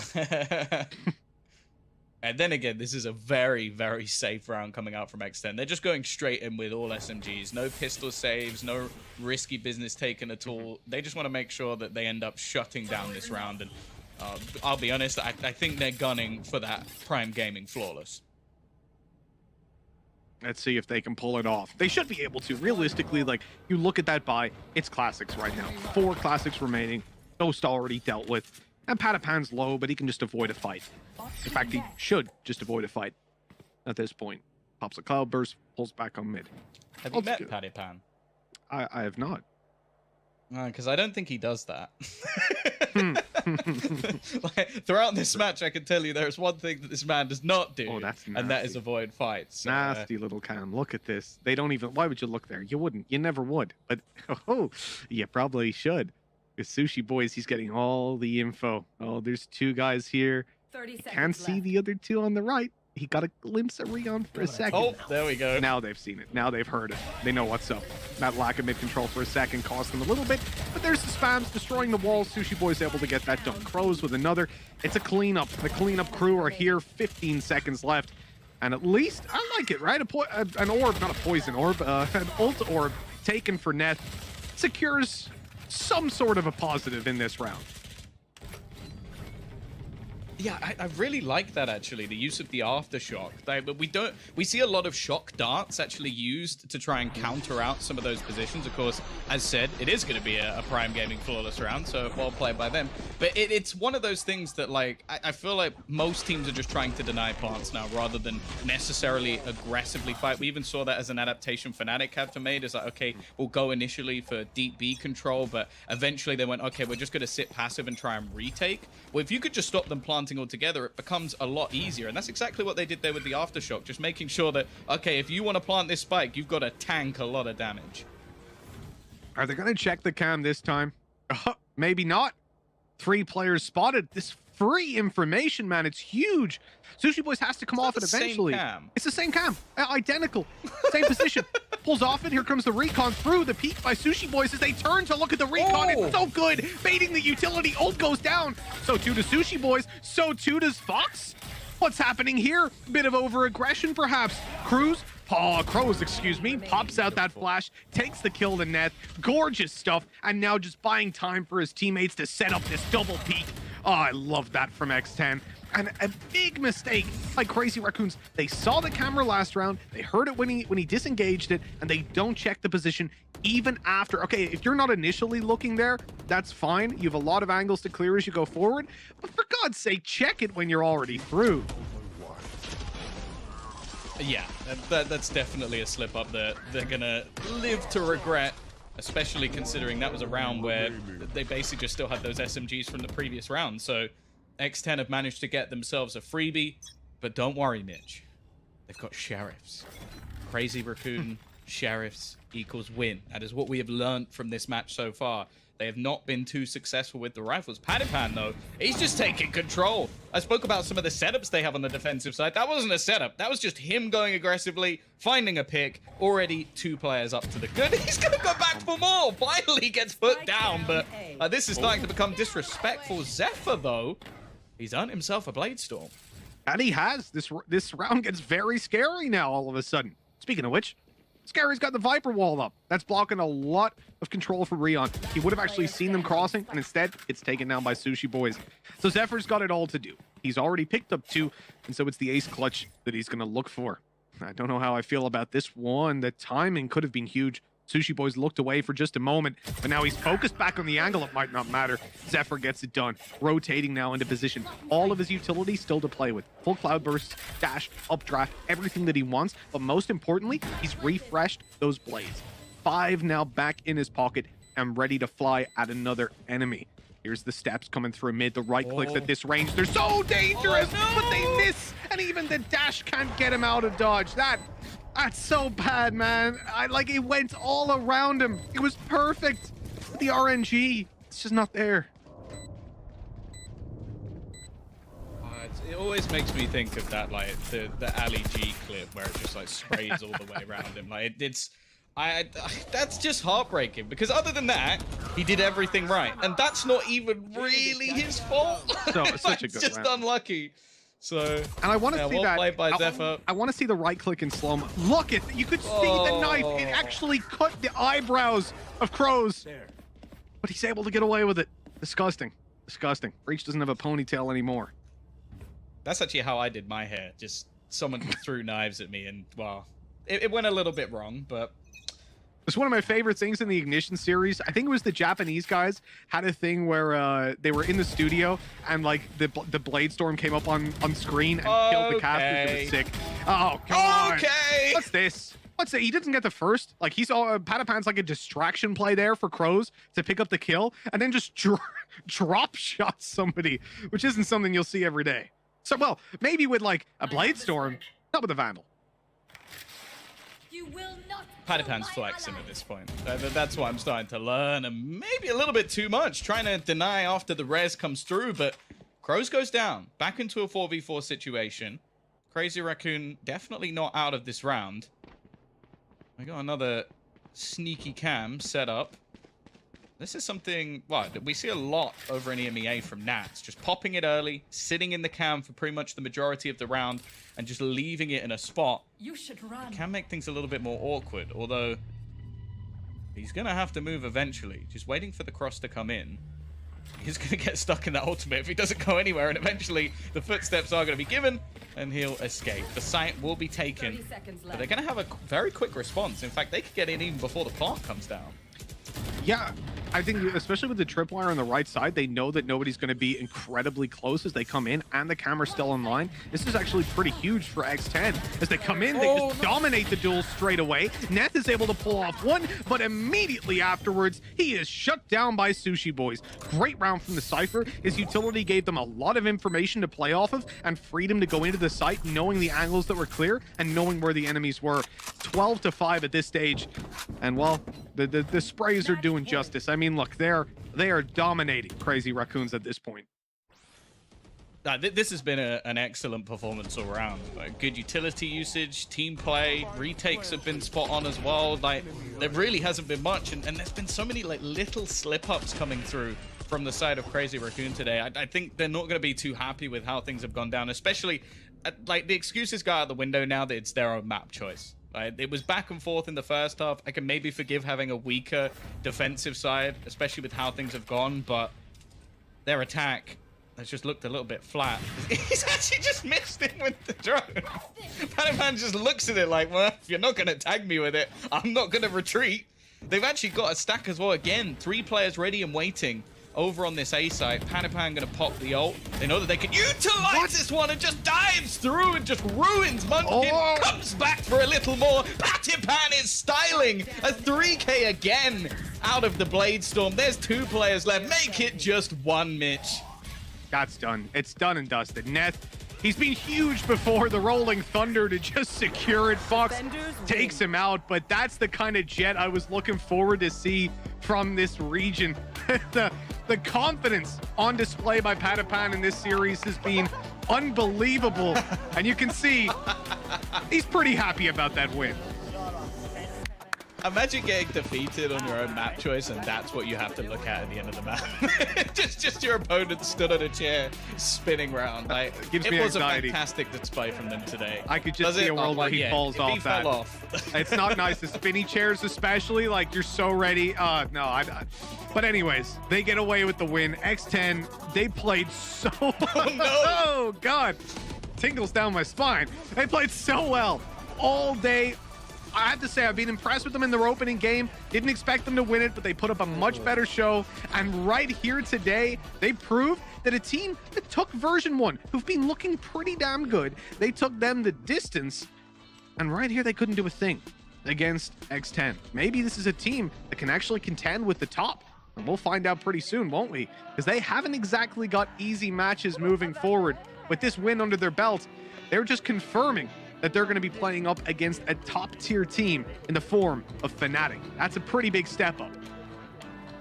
Yeah, I think the thing that I'm most impressed with, though, is the fact that we started off today talking about this as like, okay, Patapan's got to come in. He's basically got to wreck him. They're going to be setting him up all of the time. And then we saw some real depth coming out of them just in terms of their overall comps, but also in the fact that they're looking fairly adaptable when it matters. So I don't know. I'm excited for them going forward. I will say that I'm hoping they can give some of the teams further in the tournament a little bit of a run for their money at least. Yeah, 100%. I have to say, man, overall for me, X10, fantastic team. Patapan, scary. These guys deliver time and time again. When Fox picked up the Jet, still looked pretty amazing. Like, the versatility that we've seen from them when it comes down to swapping out agents. Like, if you're able to play a Cypher and a Killjoy, that's expected. But if you're able to play a Jet, a Sova, a Raze, and then go down to a Viper, it's like, you're just playing every role at this point. You can do anything. And add in a Sage as well. I mean, gorgeous play all around. I'm excited to see what they can do up against Fnatic. Yeah, for sure. And I believe now, at least, we are going to be heading this one back off to the desk. GB taking it home. And of course, my bald brother Paper Thing going to be breaking this one down. That forehead to use. I'm ready for some top tier analysis.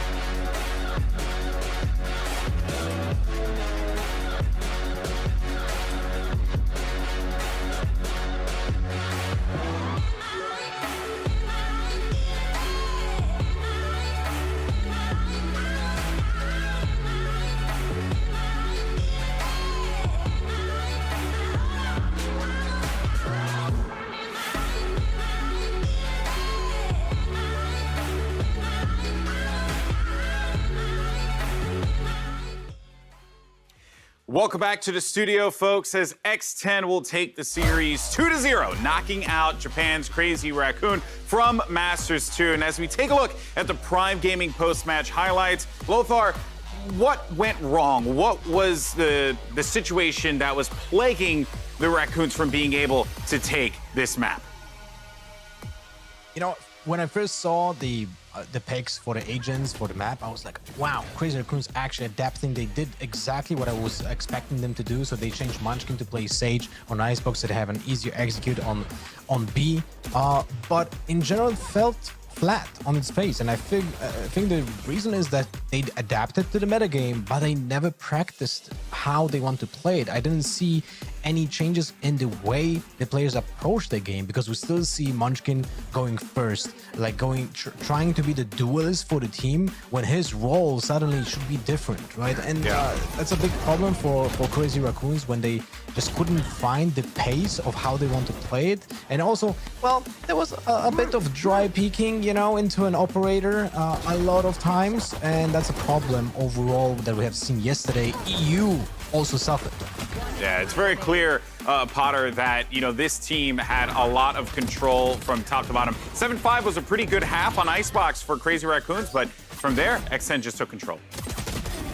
Yeah, exactly. And thankfully, they ended up with those 5 rounds, right? Off the back of some thrifties, off the back of X10 maybe having a little bit of minor mistakes. But man, the nerdy setups, the sweaty Cypher trips, and the cages, I love these kinds of plays. And I love the fact that the logic, it was absolutely there. X10, they didn't sit around and wait with the information they got. They absolutely pushed the issue, pressed forward, and made it look easy in the end. The triple kills coming through for the Sushi Boys, and even on the attack side, he was utilizing that camera cleverly towards that heaven area inside the Viper orb so that he was feeling a little bit safe. So really thoughtful plays coming out with the Cypher here.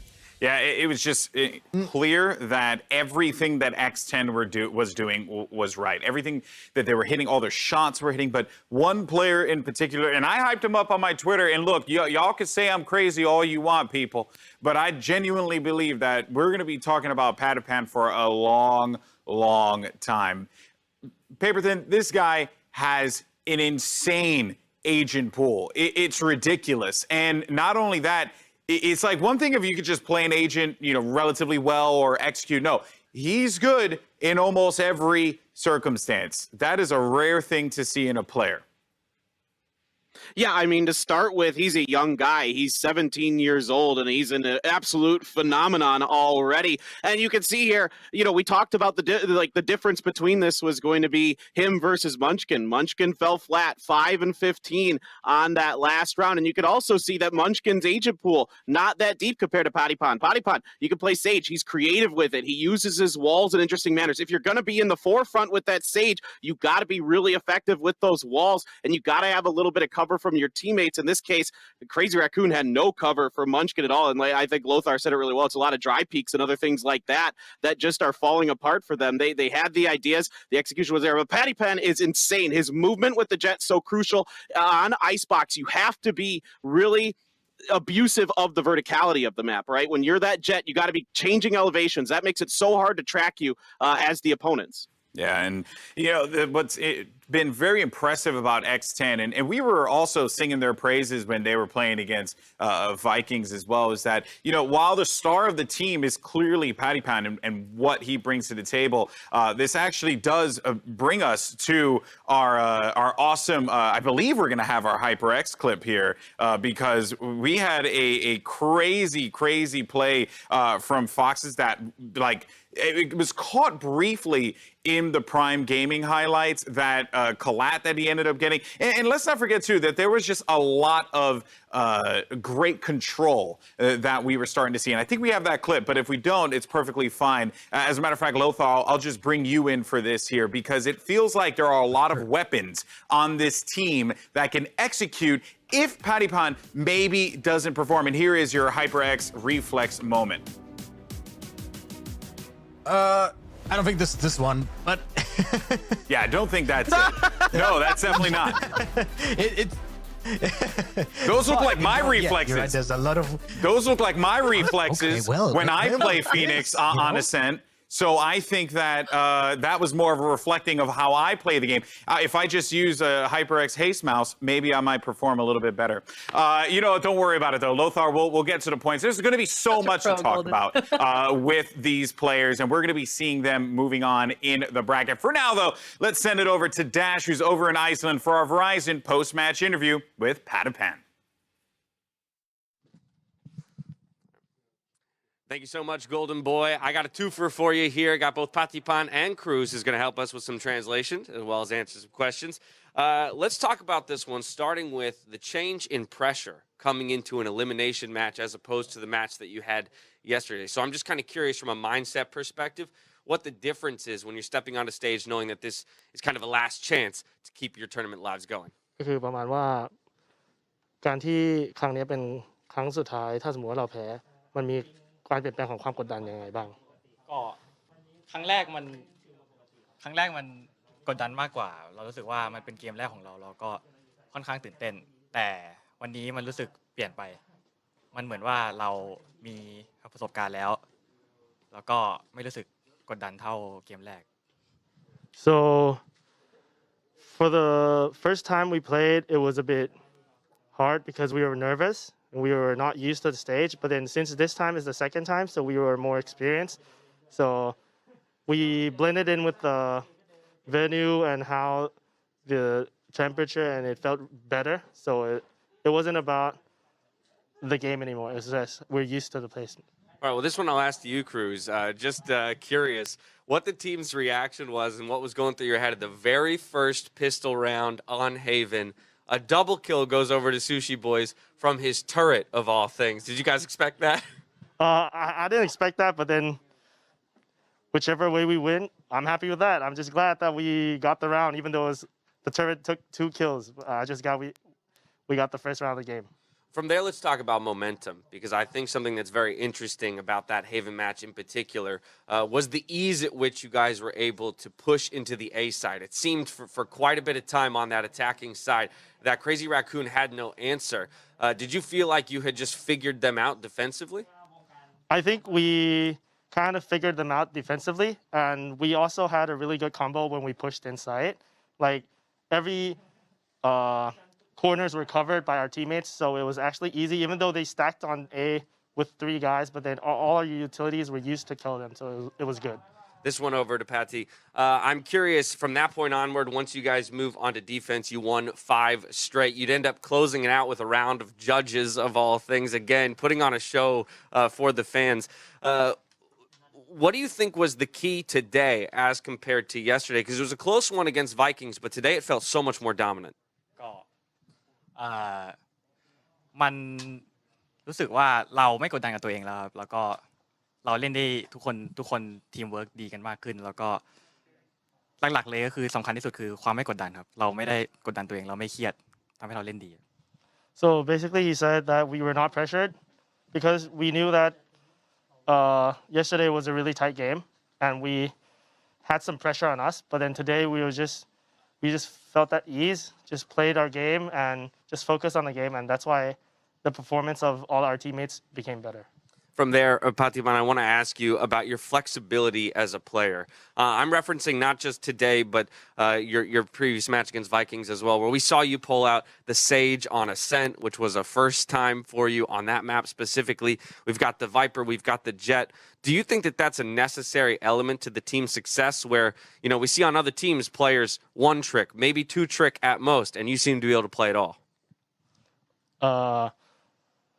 เราคิดว่าเราเป็นใจความสำคัญของตัวทีมเราไหมเพราะว่าเราสามารถเล่นได้หลายตัวและเราไม่ใช่เป็นคนที่เล่นได้แค่ตัวเดียว2ตัวหรือว่าไม่มีอะไรแปลกใหม่ให้กับทีมก็หลายตัวเท่ากับหลายแผนนะครับเราเล่นได้หลายตัวเท่ากับว่าเรามีแผนมากขึ้นเรามีวิธีการสู้เยอะขึ้นแล้วก็เดาทางยากครับ So basically by him being able to play many different agents it adds up on our strat books and we can do many other strats and we could counter strat them without them knowing what we were going to do.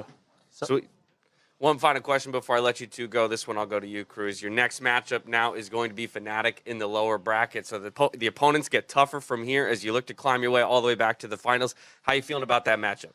I'm feeling good. To be honest, the whole team is feeling good. I don't mind to play whatever team that comes here. We're just here to win. It doesn't matter. That's the confidence I like to hear. Well, again, congratulations on a dominant 2-0 victory today to the both of you. Can't wait to see your next matchup. I'm going to let you go. And as we go to break, we're coming back next with Sharks versus KRU.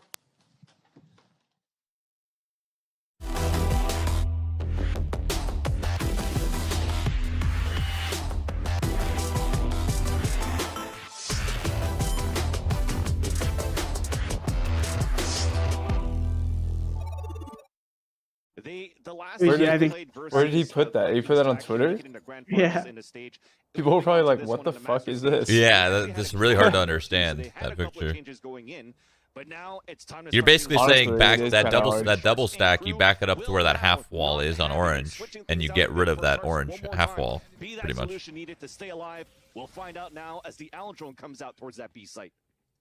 then that opens up the lane to hold and fight and smoke that cross.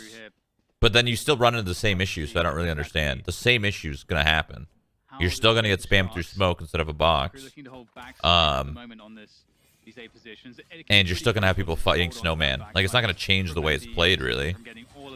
It's still going to be a Sage Wall in the same spot to plant in the same exact area. You know? Like, what truly changes besides one aim duel? I guess because you could now wall deeper and have your smokes be deeper. It's like. And yeah, deeper and take this, and then you. So you're basically saying deeper, so you could truly take the site rather than taking it and falling yellow. Is what you're saying. It's like once you push defense back, you could jump up on top of that new leg area, and. But I still think with how the site is made, with the upper and the lower and the snowman and kitchen window and orange, you still won't want to play that way because there's too much to hold and too many different angles. Well, no, I think he's more just. I think his point was too just about the initial plant. Like right now, everyone plants a sage wall right there, and they all plant on that edge somewhere. Yeah. Like that's where all the defense utility can go. Like if you're smart and you have all these things set up. Yeah, but that just could be a problem in the attackers. You can very easily smoke those areas and fight for snowman and take snowman. There will never ever be more than one person at snowman. That's cool. We saw X10 do that same thing where they push past it because they don't play Sage. They play Cypher, and what they do is they go past it and they take snowman and they put trips inside tube and trips in snowman. So it's I feel like you can't truly complain about that site yet when everything hasn't been done yet.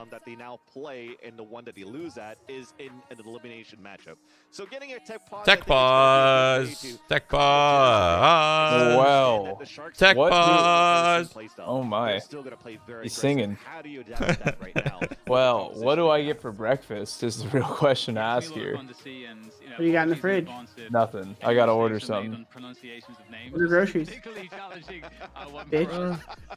Whoa. What the fuck, dude? The heck, man? I'm not asking you your opinion on anything anymore. I was just pulling a mic. Oh, he hates me. I feel like I love when Mikey do that. Just starts, pussy, just do that. Hey, he just calls you a little bitch for no reason. I do know that. The clashes of the play styles and stuff like that too. And looking at right now what KRU currently has done with no flashes. Who kicked the computer, man? Either, right? We have a Silva, a Jet. Oh, who was waffles? Who was losing pistol and kicked the computer? You're gonna have to waffles. Use Got that it. Viper to your advantage with the combination of B and J as that Silva, just to try to block out vision when they're gonna try to retake these sites, especially if they want to play the retake style versus the aggressive Sharks. I don't know how you guys wake up this early, dude. I'm fucked off right now. I didn't feel too good waking up. I almost fell asleep through it. I woke up at my first alarm woke me up, and then I fell asleep. Then my second alarm woke me up, then I fell asleep, and my third alarm woke me up, and then I actually got up. You were up at fucking 4 in the morning, though. Yeah, I woke up. I went to bed at 10 p.m. I went to bed at 10 p.m., woke up at 3, 4-ish, and then there was a blood moon, so I thought that was pretty cool. And then I fell back asleep at around 5:36. What your tweet was about? Yeah. just I thought you were talking about Iceland. No. At the lunar eclipse. Started at like 4 or something in the morning. Maybe no, earlier. Started at I think 2 a.m. and then like the peak was like 4:19 to 4 something 30. I don't remember the time. But. I didn't set alarms. I went to bed at 1 a.m. I woke up at like 9:30, and I was falling back asleep. Or no, I woke up at 9, and I was falling back asleep. And I turned your stream on and had you in the background as I was going back to sleep. And I went back to sleep till like 9:50 something. And then I heard your voice again. I was like, oh shit, it's time. Now it's time. 2 hours. Yeah, it's definitely time now. Okay, you didn't miss much. True. No, I mean, I'll be honest. Nobody. They just want to see Sentinels play at this point.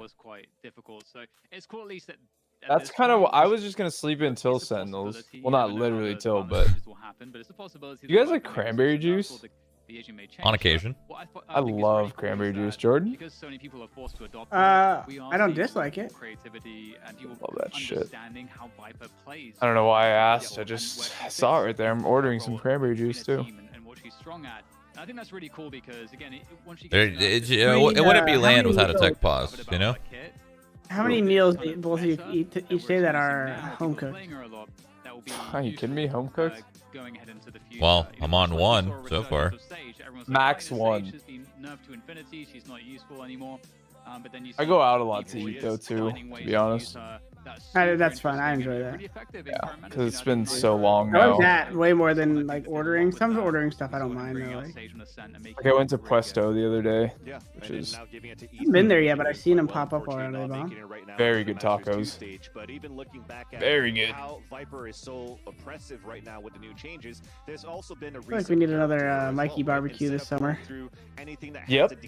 Let's go on some Coronas. The pool. And I think the idea boys. behind that is just to allow players not to be too afraid of the toxic screen. So you can still try to swing through it, but only getting a 30 DK, you bring a little bit more confidence as a player trying to convert Mikey's office into a baby against your opponent by so I can lounge. Walls. But I think it's still good enough where the post plant play, the post plant meta right now for the Viper is still quite effective. You back? I mean, we've watched it throughout the last 2 I don't know. that the Viper Cloud with the Snake Bite combination at the end has been very strong for players that are, or teams that are still Oh yeah, we are. Viper into their kit. Wait, did you see that before? Definitely. Am I like 5 seconds behind? What's happening here? No, I just looked at the body language of one of the players. Oh, okay. Eliminated here from Masters 2. And he looked like he was You don't getting want to be ready. losing this one, but it's early days. As you'll see, crew get the worst of it. Only Jordan. Worst end of the stick on the pistol. Did he just? That was kind of cool. He just used a. I think it was a set shock dart, and he broke that Sova off of the walk through B long mostly drone with a by hitting him. push.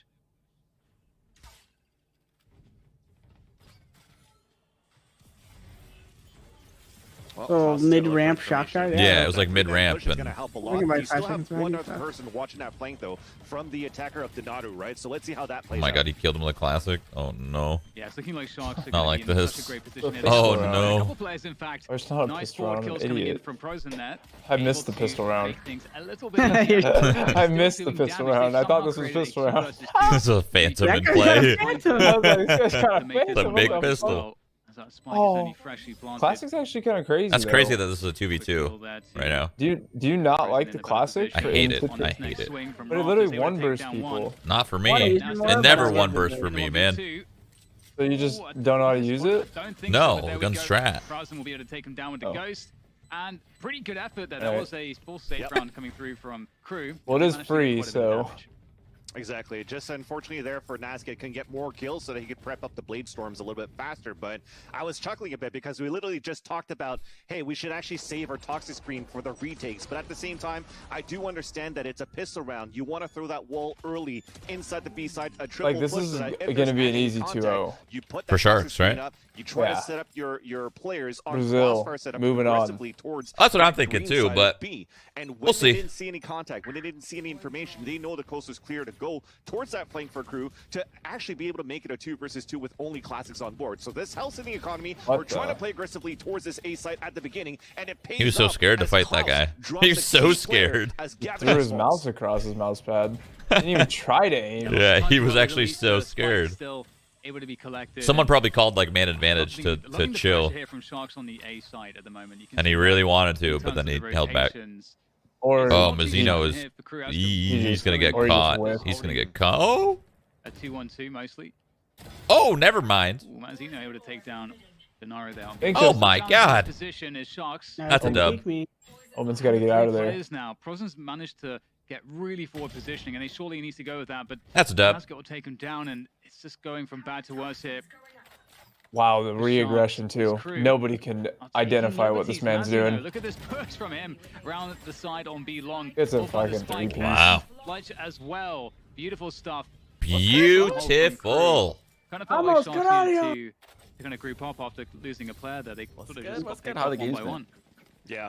And even looking you didn't miss much. The first game was this is where it's sleepy. Gonna start getting scary too for yeah. Sharks, I find, because when they X10 just have owned. paranoia in their setup right now to try to take these sites, I think they might encounter the same issue as if you're trying to play against Sentinels with Shazam, when we're actually going to have him getting ready towards the A side. He becomes pretty unstoppable because there's no utility that's going to allow him to roam and move freely towards the A side. Dude, and when I watch these Brazilian teams play in the early stages of this tournament, Shroud and Short, do you guys get like Kaboom Aspen flashbacks? I get like Kaboom Aspen. I was like, God, you just all these teams are probably thinking like, oh, it's just a random Brazilian team, and then they're just gonna stomp them out and just crush their hopes and dreams.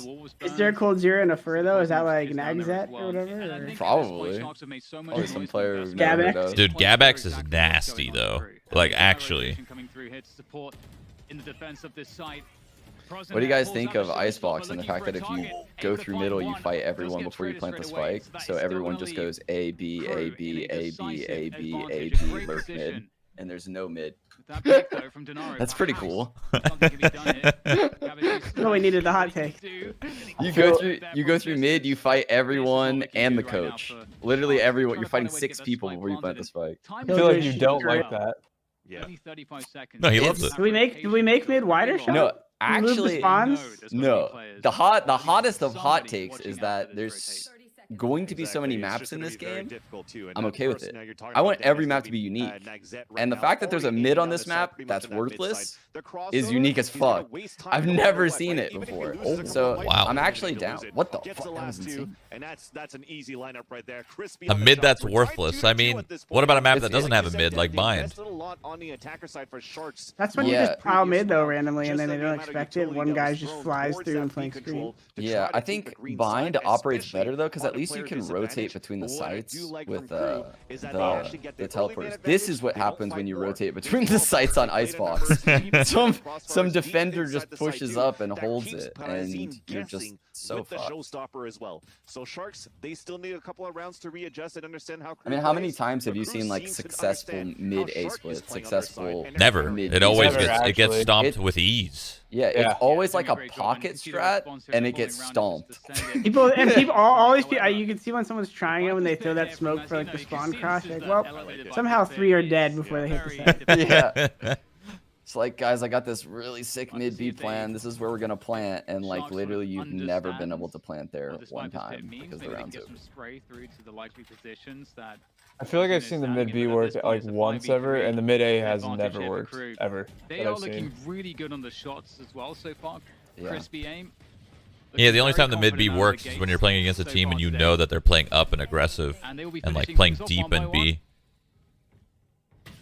It's not gonna look good for but the mid A just literally just doesn't even get close to working ever. But this should be it, right? The only time I've seen the mid A kind of work is like a gimmick where you kind of all rush to the boiler, and then they sage wall up to boiler, and they just surprise the heck out of them. I've seen that work. I think that I feel like I saw that round too, but I thought it was a good little. It was good like they did lose, but it was a good little like eco kind of gimmick. Any type of player on the player on the attack that tries to get an early control of 410 at the same time. So when you're looking at a double duelist setup with Sharks, trying to go for a dash onto 410 from Gavishes, or Prazine going to try to go for Satchel Charge. Oh, you're good. You came in just spitting knowledge. Jesus. The Icebox sucks. What do you guys think about Icebox? This map is fucking trash. That's what you just came in. Okay. God, let me finish Good this morning, cup of Sean. Joe here. Gee. So that's a I think me and Jordan said, "Hey, Sean," and I said, "Good morning," and you just went right into Icebox. Literally right into it. Sean's still an ideal at heart. He's like, we're 5 minutes late to prac. This map is trash. All right. I like how all these years Jordan's been the late one, and the older I get, the more late I get, the earlier he gets. I'm heading the wrong way, boys. His presence is and just look at the control. In case you guys are wondering, Sean is my old teammate in Counter-Strike, and so is This Jordan. is all fucked up. Ground onto the site, so Pretty soon I'm gonna start calling. despite the res coming through, And Sean's gonna be the one you not can see that listening. Viper, what we talked about this, how Yeah, potent that guys, you know that can be. match we have In scheduled for retake, also Wednesday? to prevent I got the a opposition hockey game. from Sorry, being gotta go. Bye. Like, we're literally getting paid to do this. Sorry, guys. To try and find some cover. Crash and Man. 1 HP able to get the spike Lives down with and one. somehow survive. I'll never forget the fucking hockey days, bro. You were a Dude, grinder. was that the beginning of That was CS:GO? early. And the 1.6? Yeah. You were grinding, dude. I mean, Denaro is looking for this. Hockey was more important, man. Crazy. There's no reason to fucking devote like all your time into gaming back then.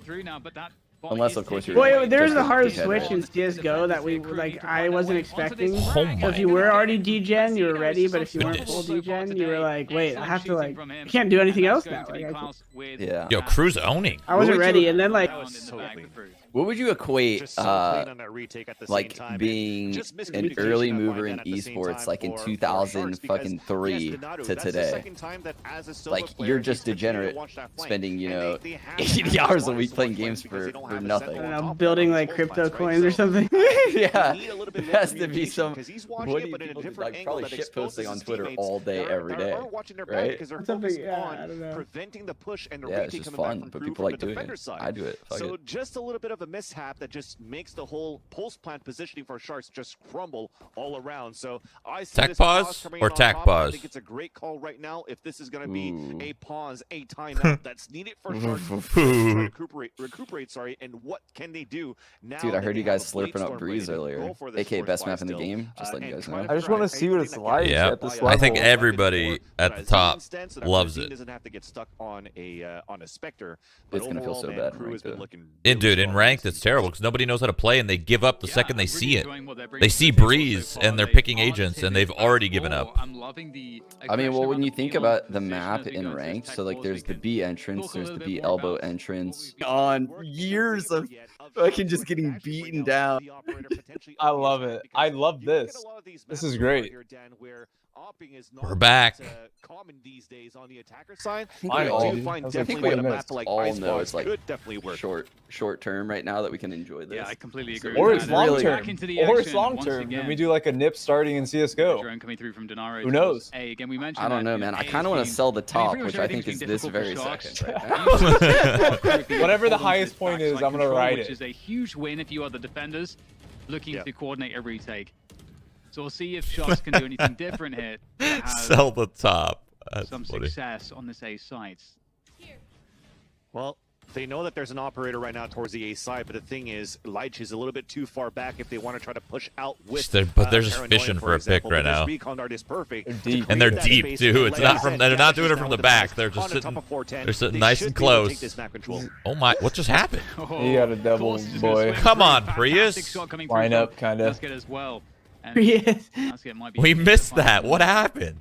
I love the shorty sidearm. Not I'm too much such an here for idiot, Sharks dude. to do. I'm watching Two your versus stream, four. I'm like, Spike will be Dude. What the fuck? You guys are I so did that. far ahead of me. Another player. I've done that so He'll often. take down Prozen in the meantime. So looking for Damn, the bottom and dude. Sharks will go down and Crew's again, they're just owning unable right to now. get control, like full control Whose map of pick the is this? site. Yeah. It looked like it was, though, because, like Cruz. I said, they had control of 410. You had Prazin already close towards that screen. The smoke was already coming out, but that's the issue again.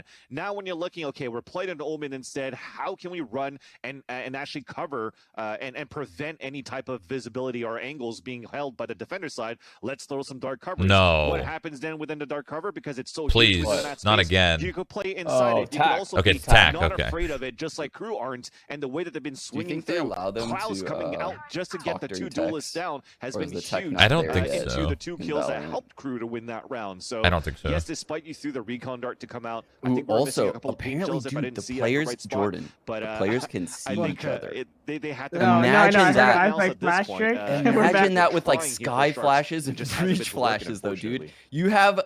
You could have it's 6 also quite flashes difficult And to these just jackets on. are going pale, flashing you aim. just- 3, 2. You're just a breach, and you have 3 lineups for flashes, and you're just not even looking at your monitor. You're just They're looking gonna past learn it, real fast. and everyone's faces are just lighting up, and you're like, okay, one's in pocket. Okay, flashing back sight. No one's there. All right, guys, backside's clear. Let me flash U-Haul. We got 2 in U-Haul, guys. 2 in U-Haul. Okay, just dump it all. Dump it all. Brimall. Brimall, U-Haul, Brim. Generally quite passive. This literally could happen. It can, because it's like the flashes are. I feel like they're just like extra bright in certain colors too. Yes. Their faces would just shine green when it's sky. Sky is like a little less important because obviously you know anyway. But dude, first LAN in Valorant, there's probably so many little tricks you could do, and I mean, Trace on the Saranthus taught us all. If you ain't cheating, you ain't trying, right, guys? True. True. We need more information. People like all the viewers don't even understand how many cheap little gimmicks that professional players did on LAN. It's crazy. The amount of times that I've like looked at a wall and just listened to the crowd, the amount of times I see Jordan do it, it's great. I love it. Wait, no, we've never done that. Wait, hold on. We've never done that. Absolutely never done that. Never listened to Nate noises on the speaker. That's the first time I've throw ever it. heard Yeah, that. I've oh never my heard of god, any yeah. of this stuff I remember before. that. You throw a molly and you just listen, and you're like, oh, yeah, right next to the molly. Yeah, because the base. The base of the molly is just burning, and you're like, yep, there's one guy in Cubby. Did you see that? Someone heard us talk about this yesterday, and they tweeted at me when we were playing Envious, and I flashed A main, and I was like, 3A main, they're gonna veggie wrap. Literally called the whole strat. You called the whole strat. And we had 3A. I was like, oh man. Yeah, looking to do the damage One that of they my proudest can moments. on this save round. Reddit's right now talking about why the footsteps are different, and they can determine who's where.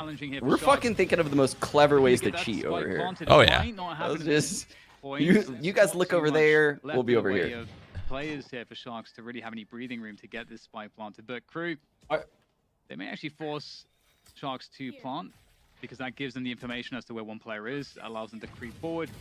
Res coming through from KRU actually. I put it in general chat.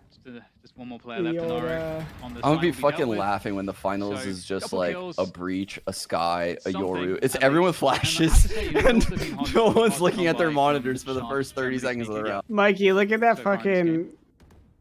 Next time I pause, I'll check it during a pause or at the end of the map. Yeah. It's just the positioning has been very good, right? Because this score line right now is surprising me, honestly.